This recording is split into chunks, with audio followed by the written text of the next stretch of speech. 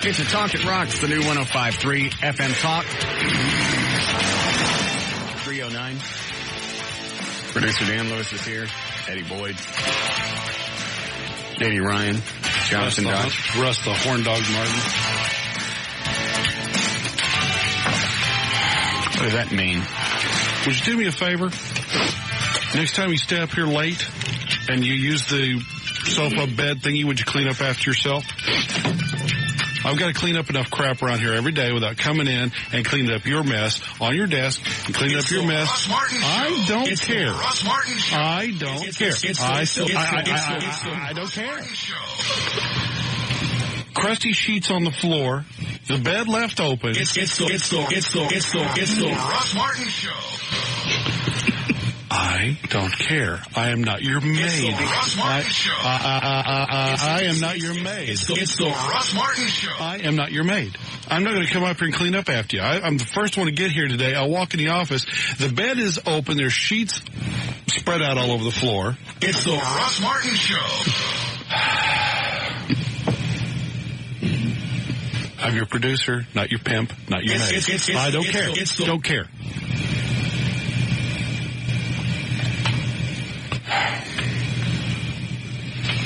Well, from now on, it's the Dan Lewis Show. Oh, it's the Russ Martin Show.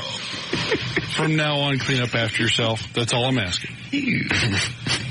When you have your little chickies come up here and you spend an evening in the office and you make a mess, you get loaded, you leave drink glasses all over the place. Next time, just clean up after yourself.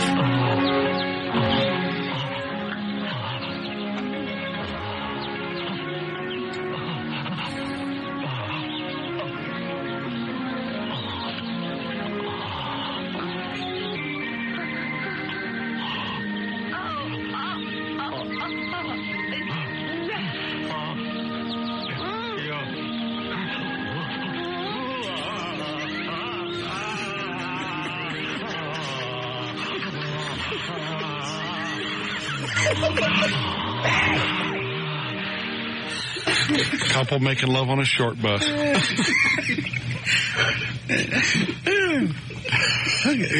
Just, can you do me that one favor and clean up after yourself? It's ridiculous. It's ridiculous to have to come in here. I wasn't here last night. Well, who messed up the bed? The sofa bed. If you weren't here last night, who messed it up? Because Eddie and I left, you were still here, and JD was still... JD.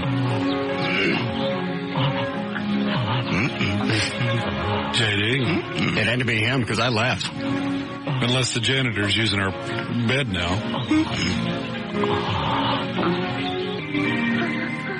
Buddy. Did you break in the bed? See?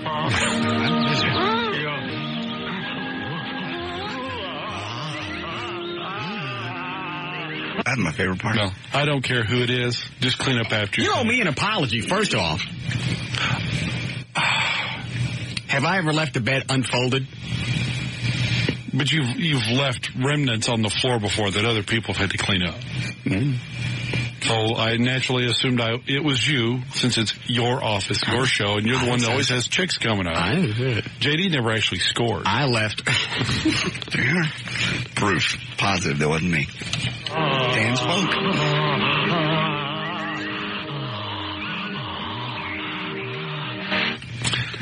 Well, if it wasn't you, I apologize for bitching at you. All right. Now, but I know it wasn't me. It wasn't Eddie, so that leaves... Just give me just a second. John, if you're going to use the sofa sleeper, could you clean up your stains? Did you leave the bed open? I don't know what you're talking about. Did you leave the bed open? Did you bring Joy up here? I is working late. Who was it? A nap. Who was it? Naps don't normally leave crust. All right. By the way, the sheets are kicked under your desk. Thank you. What are they doing under my desk? I kicked them under your desk because I thought you were the one that did it, so I kicked them under your desk. When we're done, I'll just kick them under JD's desk. I thought I'd be here first today. Sorry. I'm normally here first. There's stuff to talk about today. I'll turn the mic off. Oh, okay. Turn mine off. All right, here. I'm turning them off, and I'm stepping away from the console. Okay.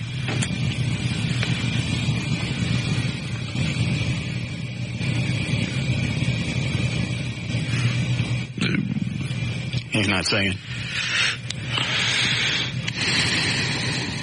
Eddie, do you know? I wasn't here. Oh. He left when I did. I apologize, Dan. Just clean up. Yeah, well, what is it? You can't even fold the bed back up. I thought I'd be here. Normally I'm here before Dan. I thought I would be today. Today he was here before me. So I said in the first time. No. I mean, yes. Yes. Who was it? Nothing happened. Why was the bed unfolded if nothing happened? Sleepy. Who was it? Long day. Who was it? I'm taking a nap for one home. Who was it? Oh, buddy. Because you were doing the double-fisted drinking before I left.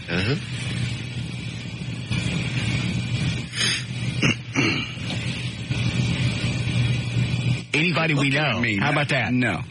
We don't know. Nothing happened.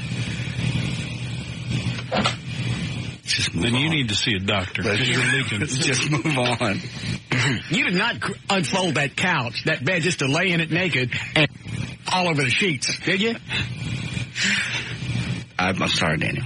Well, I'll take care of it. And as a rule, whoever leaves a mess cleans it up and also has to wash the sheets. Yeah, you got to wash the sheets. That's nasty. I'll take them home. Or everybody get their own sheets or something. I don't know. Yeah, we should do that because I don't know what's up with you. Yes, you do. Who was it? Was it Joy? I've had all my tests, all my blood workup. That doesn't mean anything. Yes, it means I'm That's just the inside. There's no telling what's crawling on the outside. Yeah.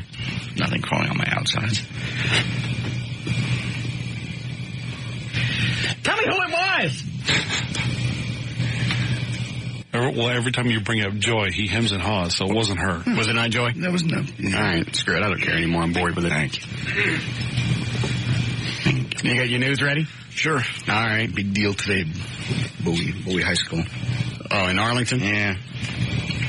What was a fight and they locked the school down? Yeah, it started out 5 with 2 chicks and ended up being kind of a sort of race riot. Cops aren't calling it that, but it was blacks and Hispanics against each other throwing bottles, and then the cops locked down the school, and everybody's fine. I hear they started throwing bottles and cans to cops. Yeah, got one in the car that got a little damage. Well, that's always smart. Yep. So, one kid with a hurt hand, everybody else is fine. I'm telling you, the one way to clear out riots every single time. Nobody even has to get hurt. You go to the back of the police car, pull out your dummy, go stand on top of the squad car, stick the gun in its mouth, blow its head off. That crowd will scatter. Disperse immediately. Everybody's fine. Why couldn't you do that? Seriously, legally, what's the problem? Not really anything. As long as it's a dummy. And not just a tardo in death row. Yeah, nobody's getting hurt. You don't even have to use a gun that really discharges. Just blank gun, blow off the back of the head. You're perpetrating a hoax. So what? Bob will get on you. Hey. All right, is that going to be your lead story? Yeah. After birthdays, of course. Yeah, of course. All right. All right, 317, J.D. Rhines on the new 105.3 FM Talk with news. All right, and I have audio from KLLI. You'll be cut one. Today is Thursday, February 21st, 2002. It's 69 days left until the start of National Masturbation Month, which is May. Christopher Atkins is 41 today from the Blue Lagoon. A guy, Mary Chapin Carpenter is 44. Kelsey Grammer, multi-millionaire actor guy, 47 today. Was it the chick from the Big Apple, the Red Apple, wherever that place you go on the weekend? No. The one that you took home? No. 5 students were arrested today after a fight broke out at Bowie High School in Arlington. Bowie High School, rather. The fight started outside the cafeteria. At least 9 students being treated for exposure to pepper spray. Another student was taken to a hospital for an injured wrist. A couple of police cars got some damage, but everything's fine. I'm sorry. I do have audio here for the Carol Digla fed us. This is one of the students that was actually involved in the cafeteria at the beginning of the fight. Go ahead, cut one. Walk in the top of the roof and I see the piece. The engine fall down fast, and after that the bandit, the truck go all the way in. There you go. Andrea Yates sobbed in the courtroom during her capital murder trial Thursday as she and jurors saw pictures of 4 of her drowned children on a bed and a videotape of the 5th child floating face down in the family bathtub. She began crying. Prosecutors decided not to show her any more pictures because she was upset. This was Yates? Yeah. Who cares if she's upset? They decided to show Why is it we're worried about the feelings of a chick that drowned her 5 kids? We know she did it. She admitted it. Nobody else was home. So basically, the prosecutor walked in front of the jury box to show the rest of the graphic pictures. Some of the jurors also cried. So she's actually showing some emotion. Up till now, she's shown no emotion. I thought they were going to put her on the stand because they had her too drugged up. She's in the room. She wasn't on the stand. She's in the courtroom, but they have her drugged just to keep her there. I don't even care. Let her go. Just let her go now. They're going to let her go sooner or later. Just let her go. What's the purpose? Why waste the money? You think she'll spend a couple years in a hospital? I think at the most she'll spend a year locked up in a nut house, and then they'll turn her loose. She'll start all over again with this boneheaded husband of hers, and they'll start having more kids. They'll start absolutely all over. They should put him on trial, too. I agree with that. Just for the fact that they kept having kids after they already knew she was a nut. After kid 3 or 4, I think, was when she started having trouble with number 3, and then 4 was worse, and of course 5 pushed her over the edge. The baby. Yeah, I saw some of the video on CNN today. No, I didn't. Just a little baby running around. That video. I thought you meant some of the video they released. No, I haven't. I don't even know that they released that to the media. But it was just, so far they've just been, things that you've heard about. It's weird watching them run around and going, that chick right there who's celebrating Christmas with that little kid right there, in the future, it's going to put him in the tub and drown him. And not just him. She's going to get all of them.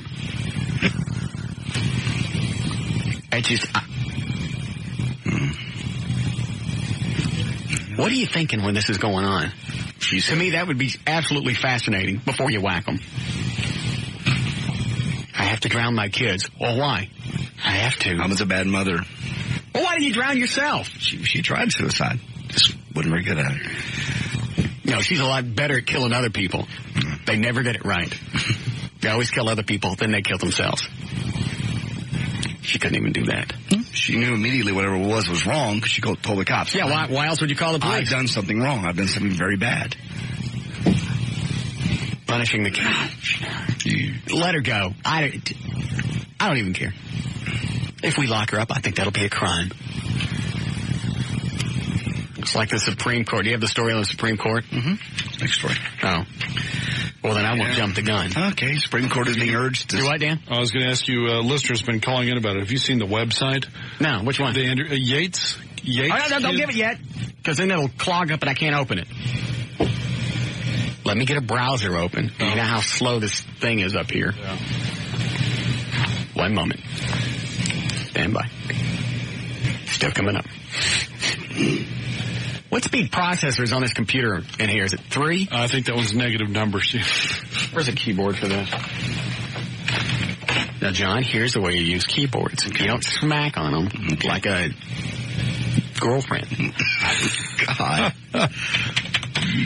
Okay, give it to me now. YatesKids.org. Okay. Okay, what are the pictures? Pictures of all the children that it says died tragically. This is the husband's website, and it's... The purpose of this website is to honor the memory of our children, Noah, John, Paul, Luke, and Mary. Oh, they all have biblical names. And they were all baptized until they died.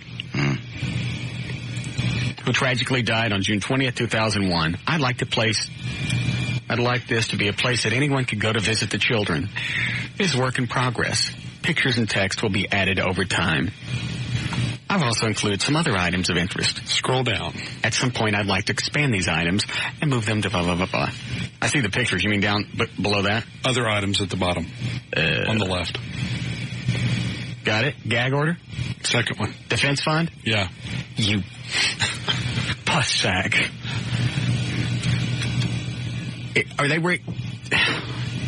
All right, everybody get off the website. Yeah, it's...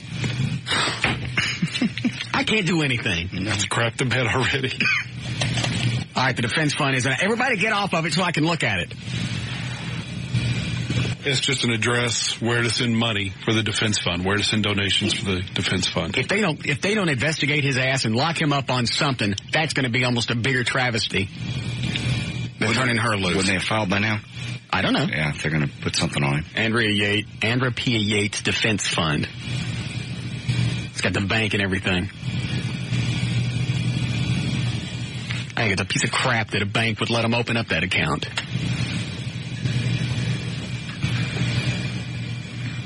There's the address right there. If anybody wants to complain to Horizon Capital Bank, it's right there on the website. Everybody's entitled to it. I don't know that the bank can legally prevent them from opening an account. So, look at these pictures. This newborn, she drowned this newborn. Mm-hmm. First, I believe. Not that it matters. And then she tucked them each one into the bed. Well, that was sweet of her. Maybe she was a good mother.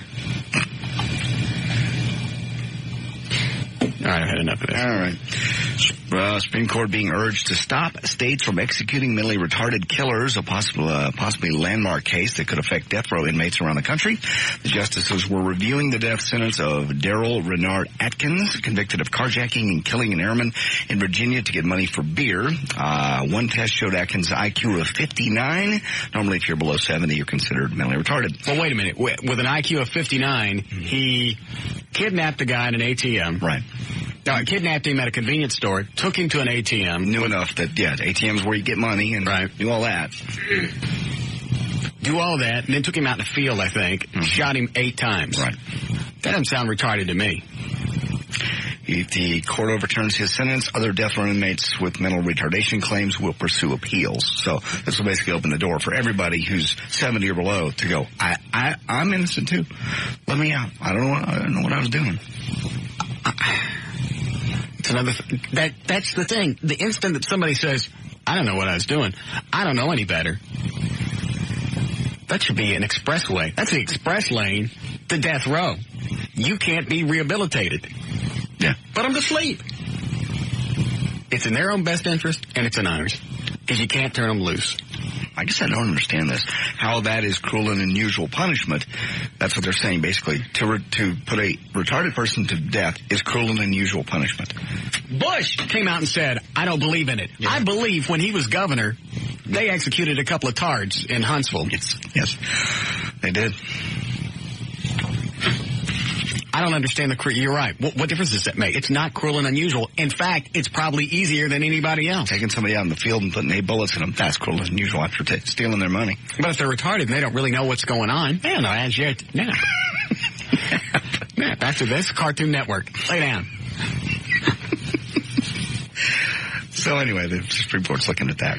Started yesterday. I got an argument with somebody last night about it, about the whole death penalty. I don't believe in the death penalty, and I certainly don't believe in putting retarded people to death. You're kidding. Well, why? What was her take? It doesn't solve anything. By killing people, it doesn't solve anything. Yeah, it does. Doesn't happen again. That's the biggest thing. It takes that threat out. It's not. You don't even have to throw in the thing of it being a deterrent, because it's not. When people go out and kill somebody, that's the last thing on their mind is, oh, Jesus, I might get in trouble for this. Getting caught, yeah. They don't think they'll ever get caught. It's not a deterrent. Or put to death. The solution. Oh, I know what his argument was. Well, what if you kill an innocent person? Ah, well. He didn't like that one. Okay. What is it, Ryan? Hey, how do they measure these IQ tests of these inmates anyway? You figure if it's below 70, is there a way for these guys to make it up? Or, how do they do that? What keeps these guys from lying? You mean, could they fake their way through an IQ test? Exactly. Yeah, because you're not striving to be good. It's not like you're trying to get into some college. Well, and they have psychologists who think that they can observe these tests and tell if someone's faking or not. But people have gotten away with it time and time again. So what's the IQ of these psychologists then? Who knows? I think this Atkins guy is, what? Is that the black guy? Yeah, Daryl Renard Atkins, yeah. He is. And it's 59? Yeah, that's his IQ is 59. Wait a minute, what do you say? You want me to turn the mics off? JD wants to say something with the mic's off. I don't want to say. It's just wrong. Say anything. Stop it. I'm not even going to repeat that. Thank you. I didn't say anything. Why do you do this to me? I haven't said anything. Anyway. 59 for a black guy isn't bad. Why would you say that? I didn't say that at all. I didn't say that at all. I'm embarrassed to be in this room with you. Olympics results. Here we go. After the end of day 13, I'm letting that go. Hold on a second. Okay. Go ahead, you're on the air. Dan, I bet you could bike a 59 IQ real easy. Say it again. Dan could take a 59 IQ real easy. How? Just by acting normal. JD, thank you. That was just brilliant. Yeah. Yeah. I was going to let him sit there and wallow, but he hung up too quick. All right, Dan, screen at rest. Germany's still ahead of us with 31 total medals. We have 26, followed by Norway, and then Austria, and then Russia, still number 5. If you thought sagging hips, gray hair, and wrinkles were sure to extinguish a person's flame for sex, you'd be wrong. There's a new survey out saying age is no barrier to an active sex life, and the over 40s are having as much fun in bed as their younger counterparts, according to the survey out by Pfizer, the guys who put out Viagra. Worldwide, more than 80% of men and 60% of women from age 40 to 80 said sex was an important part of their lives. 80. 40 to 80. Move on. 19-year-old Leanne Ron's getting married this weekend. You know what old people must smell like when they're having sex? Oh, God. Yeah, the back of a Waffle House. Yeah. Really. Leanne Ron's getting married to her first husband this Saturday. Oh, I missed part of that. JD said old people smell like the back of a Waffle House. Grandma's snatch smells like 7-Eleven mop water. What are they putting in mop water at 7-Eleven? I don't know. Seriously, every time you walk into her, stop and go, it's that same god-awful smell. I think it's ammonia mixed with something. Ferret urine. Yeah. I don't know what that smells like, but anyway. You ever been in a 7-Eleven? Oh, yeah. After they did the floors. Oh, horrid. Go ahead. 19-year-old Leanne Ryan's getting married to her first of many, I'm sure, husbands. Saturday, dancer Dean Sherritt and her daddy, of all people, will walk her down the aisle along with her mother, Belinda. And it's a big deal, obviously, because they've sort of made up. According to the Nashville Tennessean, Wilbur wrote, quote, "It's difficult to express how happy I am that all our legal troubles between my daughter and I are over." She's walking him down the aisle. Was it the chick you took out 2 weekends ago? Who? No. That you did in the office last night? No. Kayla is a real doll, but don't try to guess the latest Barbie where she comes from, because Kayla is being touted as Mattel's first multi-ethnic Barbie. She's a doll.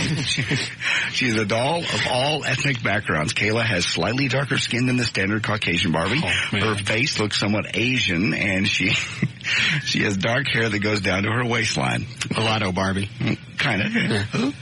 They said folks from Mattel say we came up with Kayla because it's one of the most popular girls' names among little girls in America right now. No word on what Ken thinks about Kayla quite yet. And let's see what else. Oh, here we go. State senator in West Virginia is proposing a law that would give obese drivers the option not to wear seatbelts.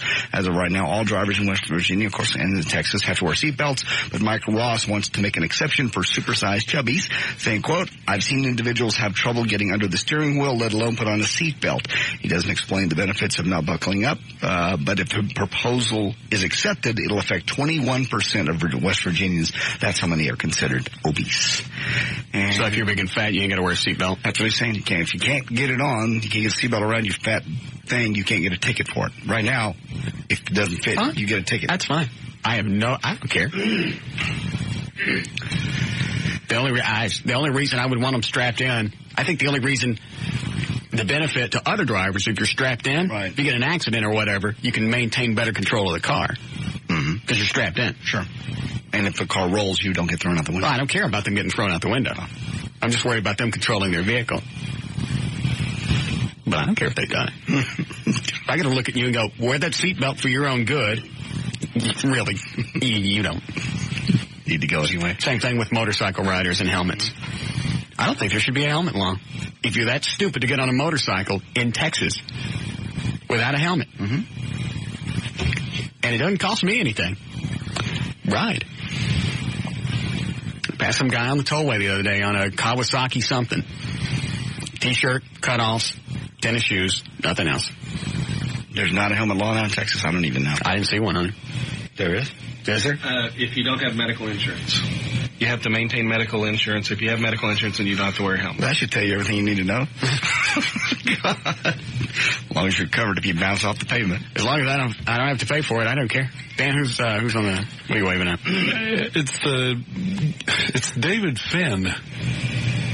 He's on the hotline. This attorney guy? Oh, is that the guy Everett was talking about? Yeah. Oh, it's the former judge thingy. Hi, David. Russ, how are you? I'm quite lovely. How are things? What are you doing now? You just running for the DA's office? Shaking hands and kissing babies and just getting out there and campaigning, hustling. And according to what Everett told me yesterday, not that I was able to follow the whole story, you're letting assault criminals go. Is that what you're doing, David? Well, if you'd believe some of the press that we've been getting, you might reach that conclusion. But it's not true. I found something in the back of the morning news. I think it was today. Might have been from yesterday's paper. I've been behind on reading the paper. But I found the story about Battaglia's ex-wife blaming you for letting her husband go. That's sad but true. Now, have you talked to her at all? I did talk to her on Friday. I was invited to address a domestic violence forum, and she was sitting on the second or third row, and she raised her hand. Is this pro or con, by the way? Is what pro or con? Stop it. Yeah. Oh, yes, absolutely. Okay, Con, go ahead. And she asked some good questions that I think she's been waiting a long time to ask, and I tried to stand tall and answer them as best I could. But last night, the fireworks really started when at a debate, I chastised Mr. Hill for trying to use Miss Pearl for political purposes, and frankly for misinforming her and making her think that they brought things to my attention when they didn't. Now, if I understand this right, Battaglia was before you when you were still a judge. You had to retire so you could run for DA, right? Right. All right. So far, I'm good on this. He came before you.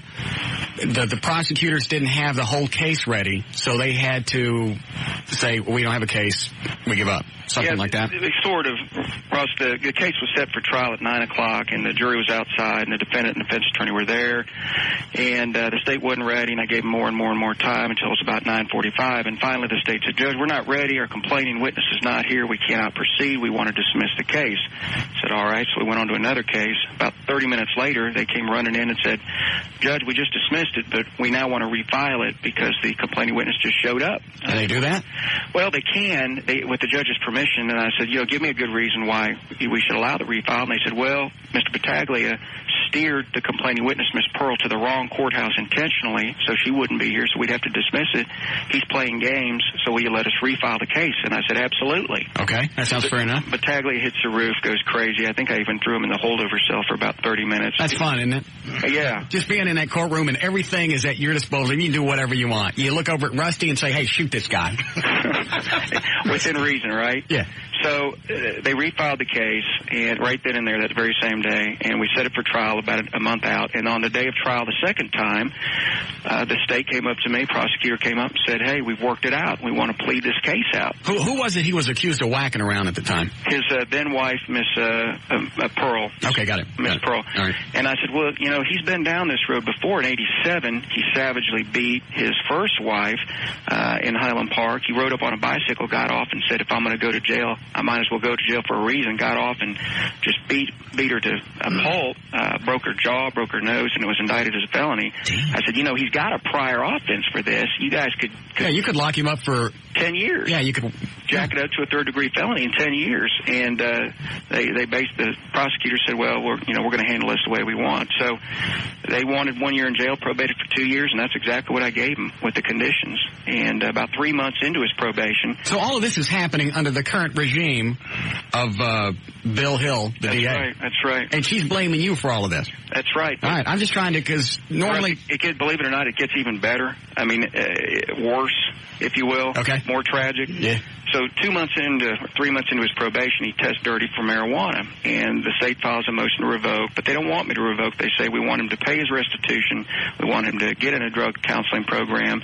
Everybody's on board, and that's what they want to do. Wasn't he all doped up when they caught him after killing his kids? I don't know. We'll find out in the trial, I suspect. Okay. So anyway, 2 months later, the state withdraws their motion to revoke because he's gone through his counseling, he's clean on his UAs, he's paid his restitution. So the state of Texas, the DA's office, withdraws the motion to revoke. Well, I don't hear a peep about the case or this defendant until the day after the murders. And the day after the murders, then the state comes running in and files a motion to revoke after the fact. And what is not widely known, Russ, and I'll tell you something that has not been reported on, here's what I'm told happened in the week leading up to the murders. Yeah. Miss Pearl went down to the Dallas DA's office and told a prosecutor, this guy is harassing me. He's not threatening me, but he's harassing me. And here's a little audio tape of his harassing phone calls. All right, so he's still harassing his ex-wife. He's harassing Miss Pearl, that's right, and in some way. And she's got it captured on tape. Well, the prosecutor goes to the probation officer and says, here's this tape. And Steve Goodgame, the probation officer, says, well, is that the original? And the prosecutor says, yes. And Steve says, look, I can't take an original tape. You know that. It's against our probation policy. Why don't you have the DA investigator make a real quick copy, bring it back to me, and I'll start working on the revocation paperwork. Well, instead of acting on it, instead of doing something with it, the prosecutor went into the DA workroom, put that cassette tape in her desk drawer where it remained for 5 days. You hearing that? Yeah, I got it. It just dumbfounds me that Battaglia's current wife is doing the letter campaign writing against you. Well, you're not even control of the DA's office. Here's the thing, Russ. Politics is rough and tumble. It's a contact sport. You're going to throw some elbows, but you should keep it above the belt. And I confronted Hill last night, and I said, you have got a lot of nerve, sir, to be blaming your weaknesses and your negligence on me. You know I've got 2 little girls. You know that this didn't happen the way your campaign people are suggesting. And you've got the gall to suggest that I'm somehow complicit in these murders. How's he defending himself? I said, you ought to be ashamed of yourself. And he said, well, it wasn't me. I didn't know anything about it. And I said, look, I've seen the letter that he's been hanging out with Dunning. Well, funny you should mention that. I've seen the press release, Mr. Hill, and the press release, the contact person is your campaign consultant. It was sent out by your campaign consultant, and now he's saying it was without his knowledge.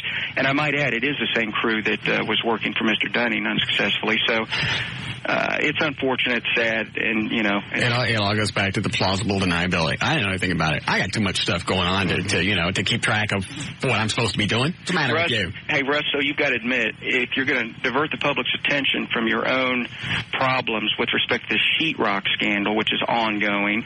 That's another biggie right now. Well, there's a big protest tonight at City Hall, in fact.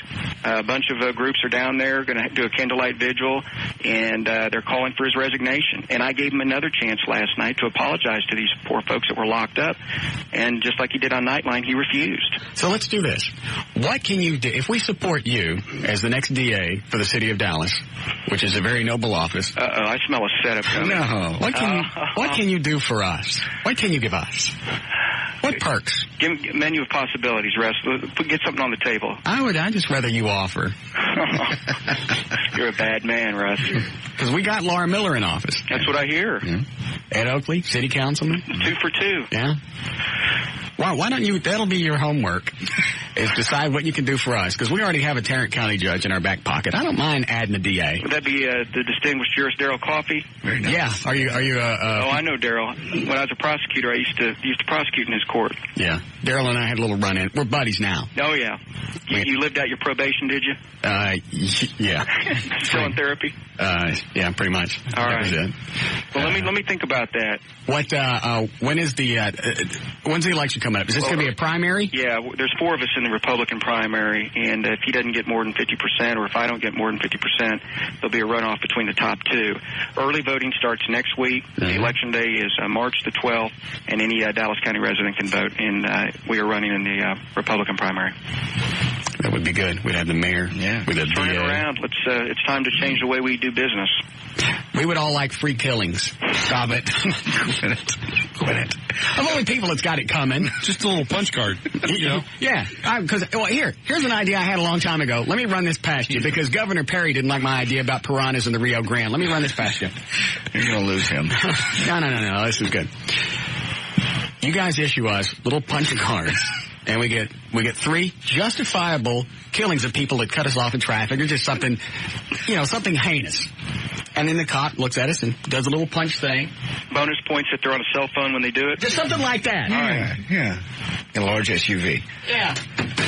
Cop pulls you over, you come out, I have my card. And he goes, all right, let me see that. Okay. Go on. Just think about that. We would like some of those. Let me think, and I promise I will call you back with some wonderful possibilities. That'll be great. Thanks, Russ. All right, the next DA for the city of Dallas is very lovely Mickey Finn. Very nice. Mickey Finn. Stop it. That sure ended quick. Russ, I was sure thinking about that. I got to go. I got a meeting. Yeah. Click. Yeah, I'm sure that would look good in the paper. Yeah. Tom's this local DJ free kill. Hey, he offered the cell phone stuff. Yeah. Good sense of humor. I like him. Yeah. Can't get piranhas in the Rio Grande? Put them in the Trinity. All right, I'll check this out. Dan just handed me a thing saying CNN reporting Wall Street Journal reporter Daniel Pearl is confirmed dead. So how'd they confirm it? I don't know. No, that's the story's running on CNN. I'll already get it during the break. Are we done? I don't know. Anybody else on the phone, Dan? DA? Hey, did Laura Miller ever call us back? No. Really? No. She's busy. She's doing a lot of stuff. What is she doing? Well, she didn't call us Friday. No. Before the election. It was last Friday, right? Or it was Saturday, but Friday was the day before. Well, she's been cleaning up illegal dumps and things. She's doing mayoral stuff now. She could have called us Friday. She could have called us Friday. Yeah, she could have. We turned into big supporters for her. I think I even told her how to heighten herself up. They shut everything down at 2 o'clock in her office. I think they were getting ready, going home, resting for the evening. Is her plaque ready, Dan? It should be ready either today or tomorrow. Richardson doing it? Yeah. Richardson trophies, yeah. How did they do it? The little desk plaque? Triangular thing that you set on your desk, yeah. Mayor Laura Miller, her Honorable Sweetie Pants. All right. Very nice. Why don't you try calling her again? Because she's starting to tick me off. Okay. You got her cell phone in her office. And I tracked down her new office number, too. She's going to turn into another Ron Kirk, and that's going to piss me off. Because he used to be he used to come on the show all the time. Didn't he declare it Russ Martin Day one day? October of 98. Yeah. I got a call from his campaign office. Kirk? Ron Kirk. What does he want? He wants to come on the show. He can smooch it. Why does he want to come on and pitch his campaign? Yeah. Unless he comes on and apologizes for stiffing me for the past 3 years. Yeah, he did. The whole time. Because you called, Dan, didn't you call over and over and over to the city, to the mayor's office? Yes. Talk to his assistant. Justin, Yeah, Justin is a big fan of the show. And every time he's like, I will try. I'll see if I can get him on. He's been really busy. Yeah, he was busy for 3.5 years. All of a sudden, he's got some free time on his hand to plug his senatorial, is that the right word? Mm-hmm. Campaign. Mm-hmm. Bid. He's not going to win it. The phone call's kind of funny. We just wanted to call and see if, you could make some time on your show to see if Mr. Kirk would be, get him on. Call her back. It's a guy. Oh, you're kidding. No. Can you pull up your voicemail in there? I'll try. Go ahead. Oh, no. I want to get him on instead. So Laura Miller? Okay. No, instead of Kirk. Oh, okay. Oh, the guy. His campaign guy. Doesn't want anything until now. No return phone calls, no nothing. When is the senatorial race? That I do not know. You know, Eddie?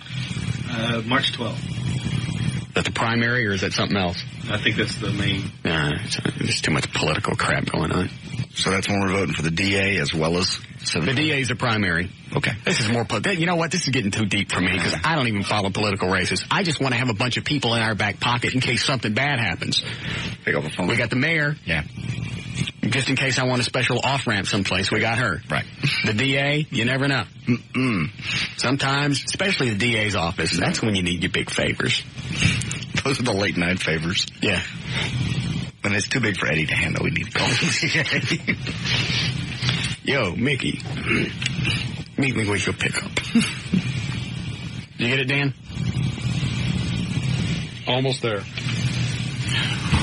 Why don't you empty your voicemail? I'm tired of people calling me going, I can't leave Dan a voicemail because his thing's full. You see his desk? That's how he keeps his voicemail. I'm like, you need that someday. He had his balls. He could be better organized. Okay. I'm going to put it on hold. I got it. Pick it up. I got it. Mr. Lewis, this is Craig McCartney calling with the Ron Kirk for U.S. Senate campaign. We're hoping that you might be interested in booking Mr. Kirk for an online interview or talk show appearance on your station, on your show, as we're moving toward that March 12th primary election day. Please give me a call, 214. Meaty pants. That is something you'd be interested in doing. Are you sure that's a guy? So we can, his name is Craig. Yes, move forward with scheduling something. It started with this is Craig McCartney. Thanks. Well, I hear it again. Mr. Lewis, this is Craig McCartney calling with the Ron Kirk for U.S. Senate campaign. We're hoping that you might be interested in booking Mr. Kirk for an online interview or talk show appearance on your station, on your show, as we're moving toward that March 12th primary election day. Please give me a call, 214. Craig Meaty Pants. Now, if that is something you'd be interested in doing, and if so, we can... Dan, get Craig Meaty Pants on the phone. I want to talk to him. Okay. I don't even care if we get Kirk. Kirk, if he comes on, you know what? I don't even know if I want to do anything with him, because he's going to come on, he's going to get his free airtime, he's going to vanish again, just like he did us before. I don't think he's going to win anyway. Nobody outside of Dallas-Fort Worth knows who he is anyway. Yeah, that's true. I mean, really. And if Laura Miller's playing the same vanishing act... And he left the city in kind of a mess. Just like you left the office last night. Who was it? It doesn't matter who it was. Just no. So now you're saying that there is somebody, because you just said it doesn't matter who it was. News and information brought to us by Wells Fargo Bank and Service King. I'm J.D. Ryan on the Talk that Rocks Texas. The new 105.3 FM Talk. Done. Point.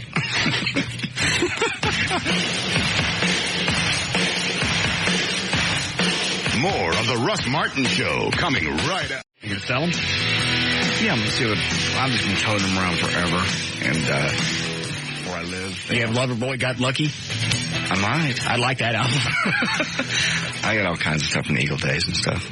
But then my apartment said, you got to clean out your garage and make room for a car. So I went through all my albums to see what I can just get rid of. What do you want? Oh, hold on.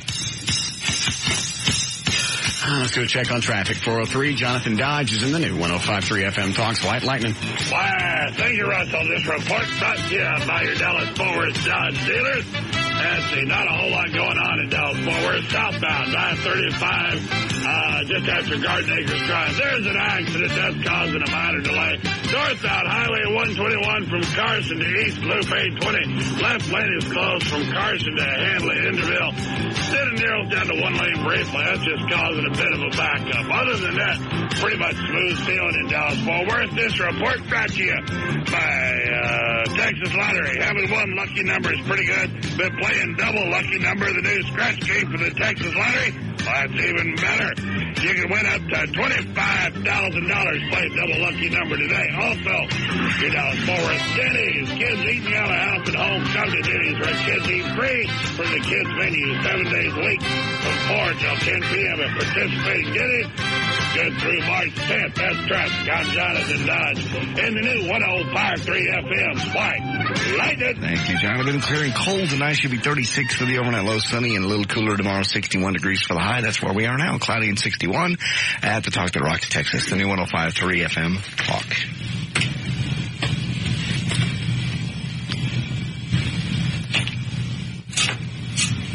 All right, let me see what he's got. Eddie just brought. He's saying bring all of them. Elvis, the Sun Sessions. That's not worth anything. Be signed. You want to sign it? Get your dad over here. 76. That's not worth anything. That's a compilation. I don't know what any of these are. What? That's old. Where did you get this? That's from when I was a kid. It's all stuff you stole from a radio station. Some of them are. This is The Sound of Music. You're a kid. The original with Mary Martin. Here's a gem. What year is this? 73. This is signed Whitesnake. David Coverdale. Oh, yeah. Whitesnake was big. Having them signed doesn't do anything for I don't think autographing thing. What did John tell us? Mighty John? Yeah. That signing them usually degrades the value because album collectors want them pure and mint. I still got my book at home. I could bring it up here and you could look them up or something. Did you find a bunch of records at a garage sale? I find them all the time. When I go garage sailing or I go hit estate sales, I take John's record rating book, the price guide, with me. It's an old KFJZ when they were the top 4. Look at Marky Baby. Wait a minute, what is this? KFJZ. Was this AM? Uh-huh. When they were on AM. Rock of Ages. Was this like when radio stations put out compilations? Uh-huh. I can't remember if those are worth anything or not. Mark Stevens, who used to be Marky Baby, is pictured there. Mark Stevens from Stevens and Pruitt. Right, from Stevens. Is that him Pruitt. right there? Him, yeah. Well, damn, this was in the, 60s? Yeah. He was Marky Baby? Marky Baby. How old was he when he was doing Mornings in the Eagle with Stevens and Pruitt? 60-something. That was in the mid-80s. Mm-hmm. Damn. Yeah. I got an email from him after the ratings came out. Really? Yeah, congratulatory thing. I guess maybe they read Brumley's column or something in Houston, because that's where he is. They're still out in Houston here. Dan, why don't you see if you can hunt down Mighty John? I'll get his number. His website isn't Mighty John anymore. No, he changed it, but I've still got his contact stuff. I don't know any of these jocks. Dave Tucker, Marky Baby, I know. Mark Tucker's still around. Larry Shannon. Yeah, Larry Shannon. Danny Moffat. Mm-hmm. I don't know any of these people. I don't know. I don't know if that's worth anything or not. There's some kind of unique stuff. There's Beatles. Is this an original? Original Meet the Beatles. Another Elvis, the Complete Sun Sessions. That ain't worth crap. That's a promotional Van Halen. That's got Pretty Woman and Happy Trails, which they never released. It was on a CD. Happy Trails was? Yeah. Oh, I didn't think they released it. Okay. It was on Diver Down? Never mind. It's useless. Well, I don't know. I don't know if radio promotional stuff is worth anything. I got something at home that I stole from the Eagle. Mm-hmm. Well, we weren't going to use it anymore. Yeah, I know. It was Casey Kasem's last top 40 countdown. Ooh. You know, because it used to be America's top 40. Right. Now it's Casey's top 23 or whatever. 20, yeah. And I kept that. It was on vinyl. That's kind of cool. I have some of those old ones, too. Signed by Elvis. Hey. Yeah. I got Mighty John on the hotline. Mighty John? Russ. Can I do it? Yeah, very good. Yeah. How are you? Hi, Mighty John. I'm doing fine. How you doing? You just can't help talking to him that way. Yeah, you get as soon as you get on the phone with John, all of a sudden everybody's going like this. Hey, we want to run some records past you. Okay. By the way, what's your new website? I forgot. Well, the website is moneymusic.com. All right. Elvis, the Sun Sessions. This is, I guess, a redo from the early 70s. Oh, right. It's on RCA, not on Sun. Yeah, it says the Sun Sessions. Yeah. But you're right. Look at that. It says RCA. Yeah, up to about $20. Really? Yeah. All right, hold on. Radio station promotional copy, Van Halen. Side 1 is Pretty Woman. Side 2 is Happy Trails. It's an LP. Well, promotional copies are generally worth more than those sold in the stores, but only if the artist is collectible. As of yet, Van Halen not very collectible, but when they do become collectible, it'll be worth a heck of a lot more. But right now, about the same as the store-bought copies. What about if Eddie Van Halen dies? Does that ever make any difference? I think you said before, if it's not collectible before, it ain't collectible after. Generally, that's true, but generally there's for 30 days after the death, such as when George Harrison died, there's an emotional bump where it's maybe a good time to sell, but not a good time to buy. And once the emotion settles down, it goes back to pre-death values. All right, let's see. Here's another one. JD's Clay clearing out his thing. Complete Sun Sessions, Elvis Presley commemorative issue. Is any of that crap ever worth anything? This one just says digitally remastered. This is on an LP again. Yeah, well, collectors are always looking for original issues. So when you see commemorative or digitally remastered, it's telling you it's a reissue. All right, so this is useless. Well, not useless. I mean, they'll go for $15 to $20, but I mean, that all adds up. Yeah. All right. Meet the Beatles. Meet the Beatles. Well, do you have it right in front of you? Yeah. The cover, on the cover, the catalog number is either going to start with the letter T or an ST. Hang on. I think it's covered up by a radio station sticker. Okay, well, it'll be on the label as well. Oh, is it? Hold on. What am I looking for? T or ST followed by 4 numbers. It's actually on the label? Should be on the label. Or is it engraved on the record? No, on the label. All right, I'm looking. In Capitol Records, U.S. NSM marker registered. Well, let me ask you this while you're looking. Oh, I see. ST2047. All right. Now, those are the stereo versions. Yeah. It's going to depend on the color of the label. All right. If it's a black label with white print around the border, right, it's up to about $75. Okay. If it's an orange label, it's about $30. Okay. A green label, if it's a green label, it's $40. If it's an orange label, it's $30. If it's a purple label, it's about $10. What about black with the multicolored circle around it? Okay, well, you will either have white lettering around the border or black lettering around the border. White lettering. White lettering, that's the first one, up to $75. There you go. That was worth something. Good. There you go. Hey. What about radio station compilation albums? Like from, are you even familiar with KFJZ from Dallas? Yes. Yes. When those radio stations, and every major market, top 40 radio station back in the late 60s, early 70s, put those out. Yeah. And generally the way they came up with their greatest hits were the records that had the least royalties they had to pay. So they were the cheapest ones. Yeah. So this is going to have the schlockiest stuff that KFJZ played. Well, let's see what's on here. But they're generally around $15 to $20. Yeah, this one you can tell. Polk Salad Annie.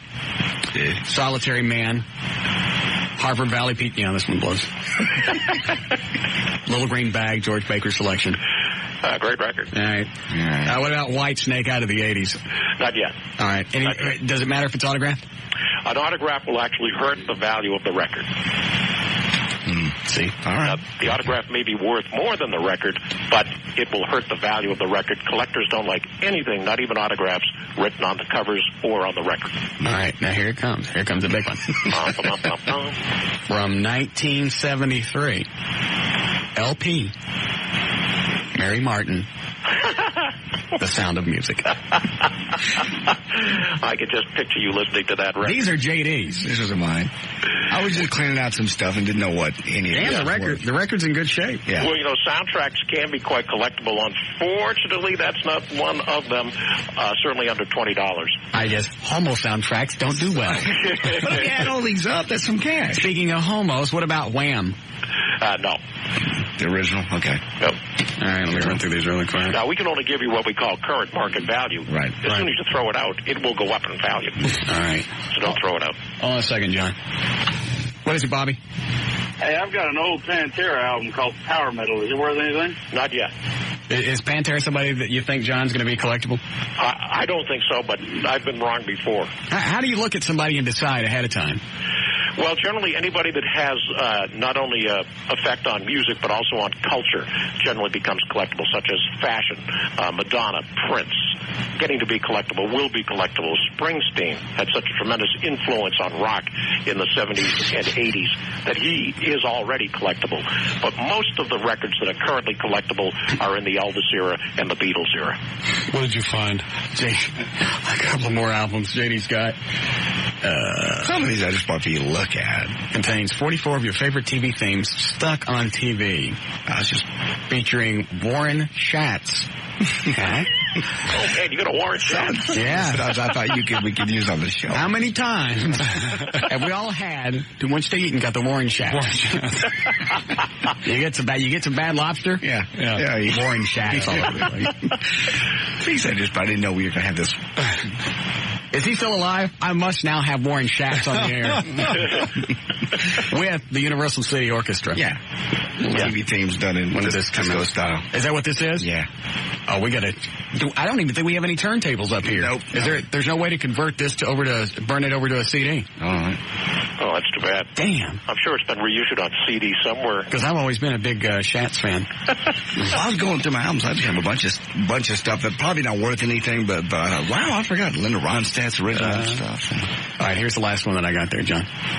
You ready? I'm ready. On LP, Arnold Schwarzenegger's Total Body Workout. A personal musical workout with and without weights for men and women. Contains a 4-page illustration booklet. Sweating to the oldies with Arnold. Well, he's a movie star. Yeah. Well, you know, that's a great point, because to a record collector, it may not have any value, but somebody that collects movie star memorabilia, it may be a different case. So I can only give you the value through the eyes of a record collector, which is zilch. But for somebody that's a big Schwarzenegger fan, hey, it might be something. That's a good one. And quite a lovely picture of Arnold there on the front is a tank top and little red shorts. Yeah. Quite flexed. What year is this? 81?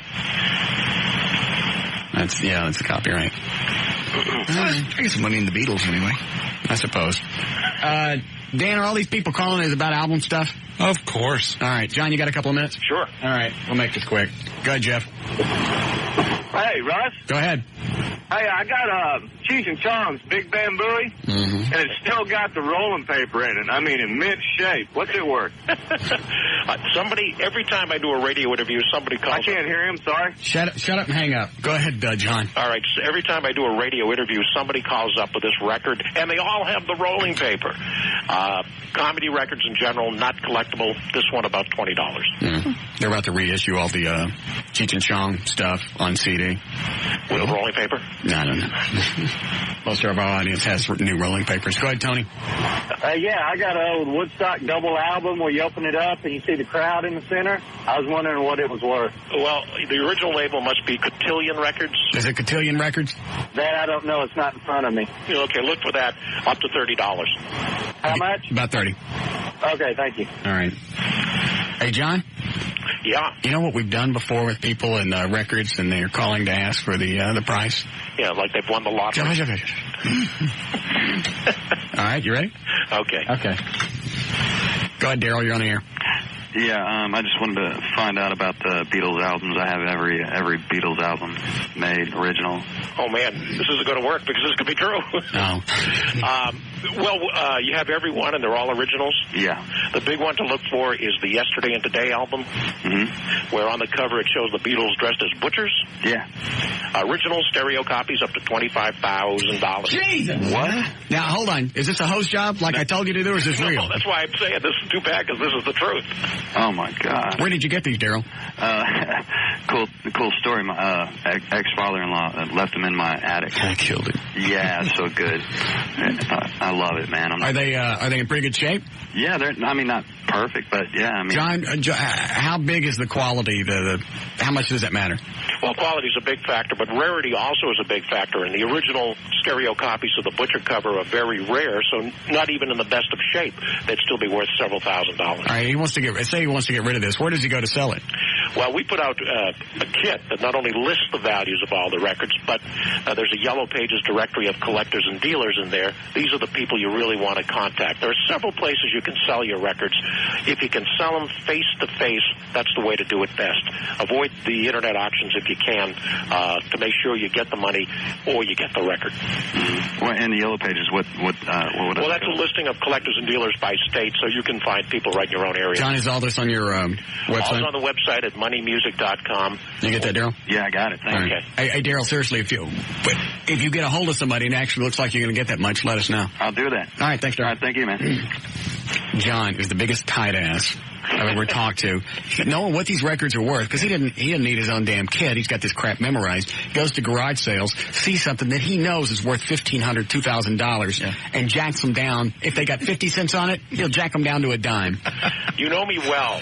I did that at a thrift store recently.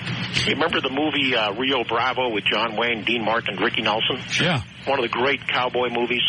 That soundtrack now up to $500. They were asking, was a Goodwill had it for $1. I beat them down to 50 cents. Jeez. And that doesn't bother you at all? Would it bother you, Russ? The extra 50 cents is like, how do I care? What about, it's sort of a game. It's a game with it. Yeah, I'm from Maine. I'm a Yankee negotiator. Yankee trader. There's another word we have for that, but I don't want any letters. Forgot what I was going to ask. Oh, I've got the last, on LP, on vinyl, the last American Top 40 countdown that Casey Kasem did. Well, those shows like Casey Kasem's and other syndicated programming can be collectible if on the record is a collectible artist. Okay. Well, there's certainly got to be one on there because, I'll tell you what it was. It not only was his last one, it was the last one for like 1987, so it was the year-end wrap-up. Mm-hmm. So there's got to be somebody on there. It could be a Springsteen, Prince, Madonna. Jump the value up to around $50 to $60. You know where the money is? Like those old King Biscuit Flower Hour programs. Yeah. Either on vinyl or CD. Some of them going for as much as $200 right now. All right. All right, we'll go through these. So search for the syndicated programming in the library. All right. We'll go through this. We'll wrap this up really quick. Go ahead, Brad. All right, Brad's gone. Go ahead, you're on the air. Hey, what about the original Kiss comic book and the Kiss Meets the Phantom video? I don't think John's in on collectibles. I think it's just records. Yeah, well, Kiss records can be quite collectible. The big one is Kiss Alive 2. First issues of that record had 3 cuts not found on later issues. Take Me, Hooligan, and Do You Love Me. Now, you're talking about that was issued on vinyl. Yeah, that's on vinyl. Okay. Up to $300 for that right now. I don't think I have any Kiss stuff at home. Is there anything with CDs right now that we should be looking at? Because I got very few vinyl stuff at home. Mm-hmm. Well, most of the CDs that are worth anything are out of print, limited editions, promotional copies, syndicated programming. And when CDs first came out, they came out in what was known as the long box, which is a cardboard box. I've got one of those. Those were around for about 3 years. Those will be the first thing that becomes really collectible are the boxes. Okay. Yeah. Eddie, do you have anything? I just asked. I have a Russ Martin 911 CD. It's priceless. Yeah. Thank you. That's very kind of you. So I have just a bunch of these in my garage. Should I take them to maybe a local record dealer and just let them go through them, or should I take them one? Buy his damn kid. Stop being a tight ass. All right. He just already told you some of that's worth $20, $30 a piece. One of the best ways you can sell locally, once you know what they're worth, put a small ad in the local classified saying records for sale. Collectors are always checking the classifieds. Oh, okay. So, and plus, there got to be a bunch of radio nuts out there running around to where this is stuff, the promotional crap, you couldn't buy. You couldn't get anywhere unless you know. Right. And every disc jockey stole records from the radio station. Oh, yes. I never did. You're beating people out of 50 cents. I know damn well you stole from your employer. Go ahead, Mike. Yeah, I got a Ringo Starr radio show from '83 called Ringo's Yellow Submarine on ABC. Yeah, how many records in that particular set? How much worth it was? How many records in the set, Mike? I think it's like 24 albums. All right. Well, there's that one, and then there's the Ticket to Ride one. Do you know what the title of this particular one? It's not Ticket to Ride. That's Scott Mooney. This is... Yeah, the Scott Mooney one is about $1,000 right now. But the Ringo Starr one, Ringo is now looked upon as one of the more collectible Beatles. You'd be looking at around $200. Probably about $200. Yeah. Wouldn't be more than that because I thought it was... Okay, 500. Right, 5. Write your own book. Yeah. You can give me a little bit more. All right. In a final analysis, of course, it's all what somebody will pay for it. Yeah, and everybody's going to go home now and dig through all their crap. Right. Eddie, you don't have anything else? You don't have any records or anything at home? I don't really listen to music. You don't look at porno. You don't listen to music. Well, I listen to the radio, but I don't like collect it. You don't smoke. You don't drink. You got no vices. You just kill people. That's a vice. No. Yeah. Just a sweet guy with a little problem. Mm-hmm. All right, Dan, I don't think John can hang out forever. We'll take those two. Yeah, okay. We'll wrap up with these. What do you got, Gene? Yeah, I got a... Welcome to the Swap Shop. Stevie Ray Vaughan album with their signatures on it, the whole band. Well, Stevie Ray Vaughan, certainly somebody that more than likely will become collectible sooner rather than later, but nothing big right now. The autographs, again, will hurt the value of the record, but they're worth more than the record as we speak. You get all that, Gene? Yeah. All right. So he might be better off if he was going to sell it to an autograph collector than a record collector. Absolutely. Good, Dan. Yeah. Okay. I'll take this last. That's very true. Go ahead, Bobby. Hey, guys. I've got a soundtrack to the Bound for Glory, the Woody Guthrie story, the movie with David Carradine. Woody Guthrie? Yeah. Are you sure? I'm sorry, Arlo Guthrie. Thank you. I've got the soundtrack to that movie. Is it worth anything? In a word, no. Should have bought the Woody Guthrie album. Dildo. Everybody knows that Woody was the bigger of the two brothers. Yeah, he was huge. Arlo. All right. I'll just shoot these lines really quick. All right. Go ahead, you're on the air. Yeah, I got an original version of the Pope Smokes Dope, the unedited version. It should be on Apple Records. I don't know. It's up about $75 right now. Right. Who's the artist? I don't have the faintest idea. Who is it, John? I have no idea. Is that really? The Pope Smokes Dope? It's not the Pope, though. Who is it? Oh, man. It's a generic record. I can't remember right now. Was it a novelty thing? Yeah, it was more like a novelty. With an album like the Pope Smokes Dope, or the name. Yeah. Okay. I have yet to hear John ever say to anybody, I don't know. Seriously, I've never heard anybody call you with the, I got this, and you got, I never heard of it. How it happens. Go ahead, you're on the air. Yeah, I've got three, one of which they're all from Metallica. One's a Garage Days Revisited LP. Stop. Metallica collectible there, John? Not yet. All right, no Metallica. Go ahead, you're on the air. Yeah, I was wanting to find out about a record. Go. I've got a copy of Elvis's Booty Blues, and the record itself is transparent blue, and it also has the original sleeve in it. Yeah, what about the vinyl, the special vinyl? Is this the album or the 45? He's gone. Okay, well, if it's a 45, it's up to around $200. The album, different colors to look for. Blue vinyl, $20. Black vinyl, $200. Green, red, white, or yellow vinyl of the Moody Blue album, $2,000. And I tell you what, my mom cleared out all this crap when we all moved out of the house. Yeah. Just threw it all away. Moms get blamed for everything. They do it all. All right, here's one, and I know you get this question all the time. Go, Bridget.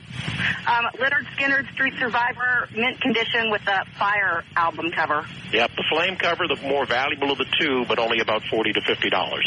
Okay, thank you. Okay. Yeah, Kurt? Yeah, I was calling about the Buckingham Nicks album. Yeah. Buckingham Nicks? Yeah. John? Buckingham Nicks, not a big collectible, about $20. All right. Any AC/DC stuff collectible? Who? AC/DC? Well, when you say not collectible, I mean, you realize these things originally sold for about $3 to $4 and are worth about $25. Yeah. Yeah, then collectible, but certainly not in the Beatles category. Oh, okay.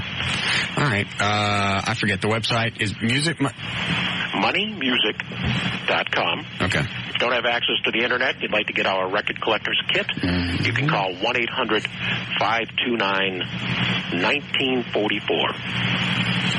Somebody write that down. 1-800-529-1944. All right. Okay, cool. Well, thank you, John. Thanks, Russ. I'll talk to you later. All right. All right. Bye, John Marshall. Oh, by the way, the phone line's lit up. Obviously, everybody's got something in the garage. Records. And he's right. I see you waving the thing.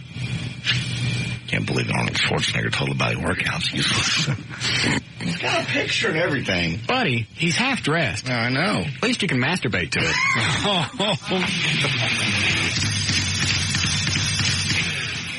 More of the Russ Martin Show coming right up.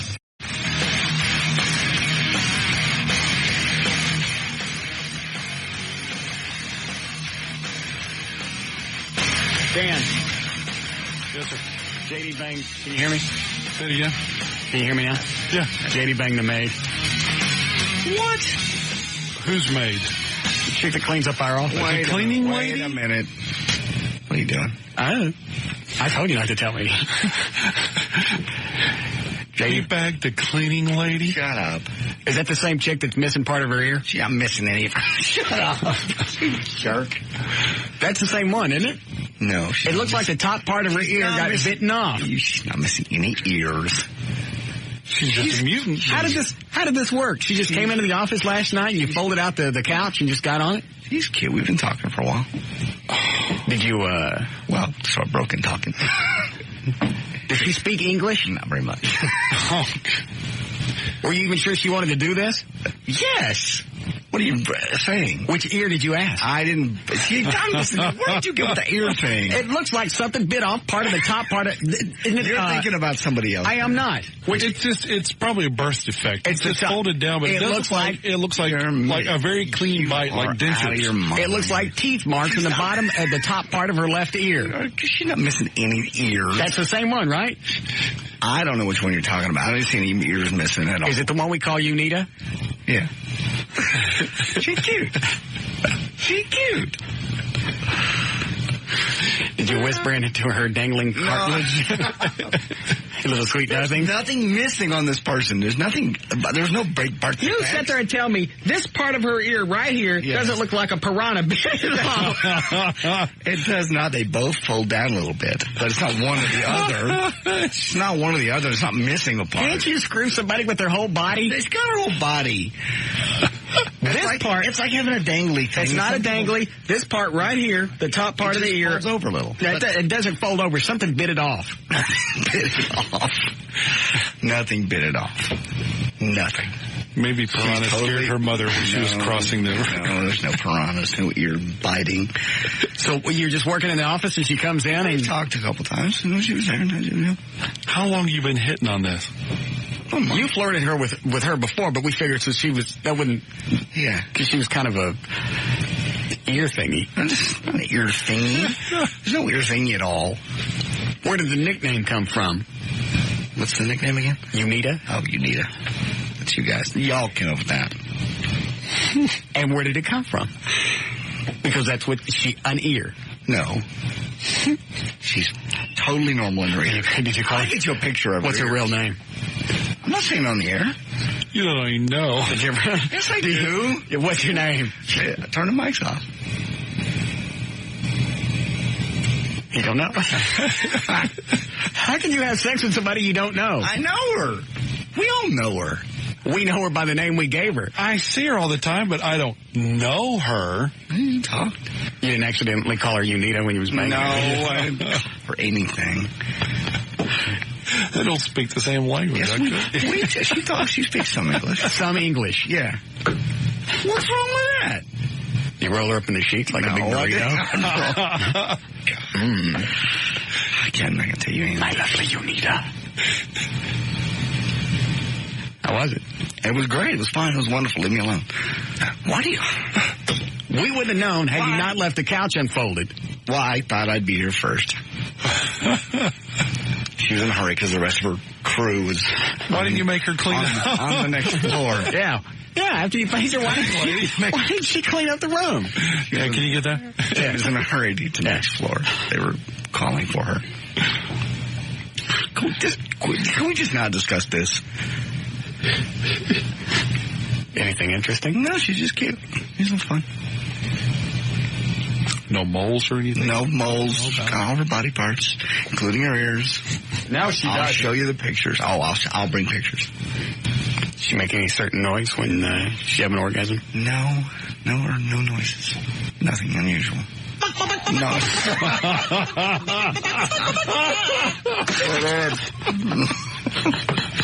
God. If I just folded up the bed, y'all would never have known.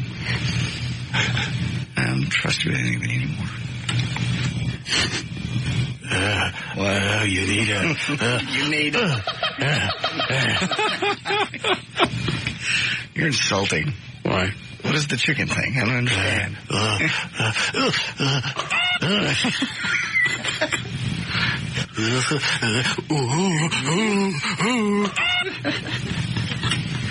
Jesus. Eddie, we found out who it was. Where you been? Listening. We found out, you know who it was now? Yeah. What is this? Okay. That didn't take long. What's this? I was in the computer room. Oh.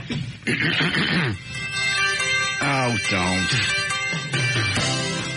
not going to tell y'all anything ever again. J.D. Ryan's banging the maid. If you ask her, she will say K. Hey, her ears are gone away. You've got her ears. That's good. I watch her glasses fall off her face. When I see her, I know that she'll say, K, your penis is great. Sorry, the penis hairs are gray. Thank you. Sorry. They're not. God, whatever. Look at do what, Eddie? You mean it? She's got all her ears. She's got all her ears. Just because it's in a baggie someplace doesn't count. I'll get a picture. Did you ask her? I'll get a picture. I'd really be interested to know where the top... There's nothing missing. I don't even know what you're looking at. Wrong button. Oh, good. That's... What the hell's wrong with that? Just... All right, who screwed up my thing? How did that get there? My digital thing's screwed up. JD, did you play any fantasy games with her? No. You come in and pretend you're the maid. And you can't speak the language. No. Nothing. Let it go. Are you going to see her again? I don't think so, no. Why not? I'm not dating her. You're just banging her. She's cute. What's her first name? I'm not going to say it on the air. That's because you don't know. Yes, I do. I'm turning the mics off. What's her name?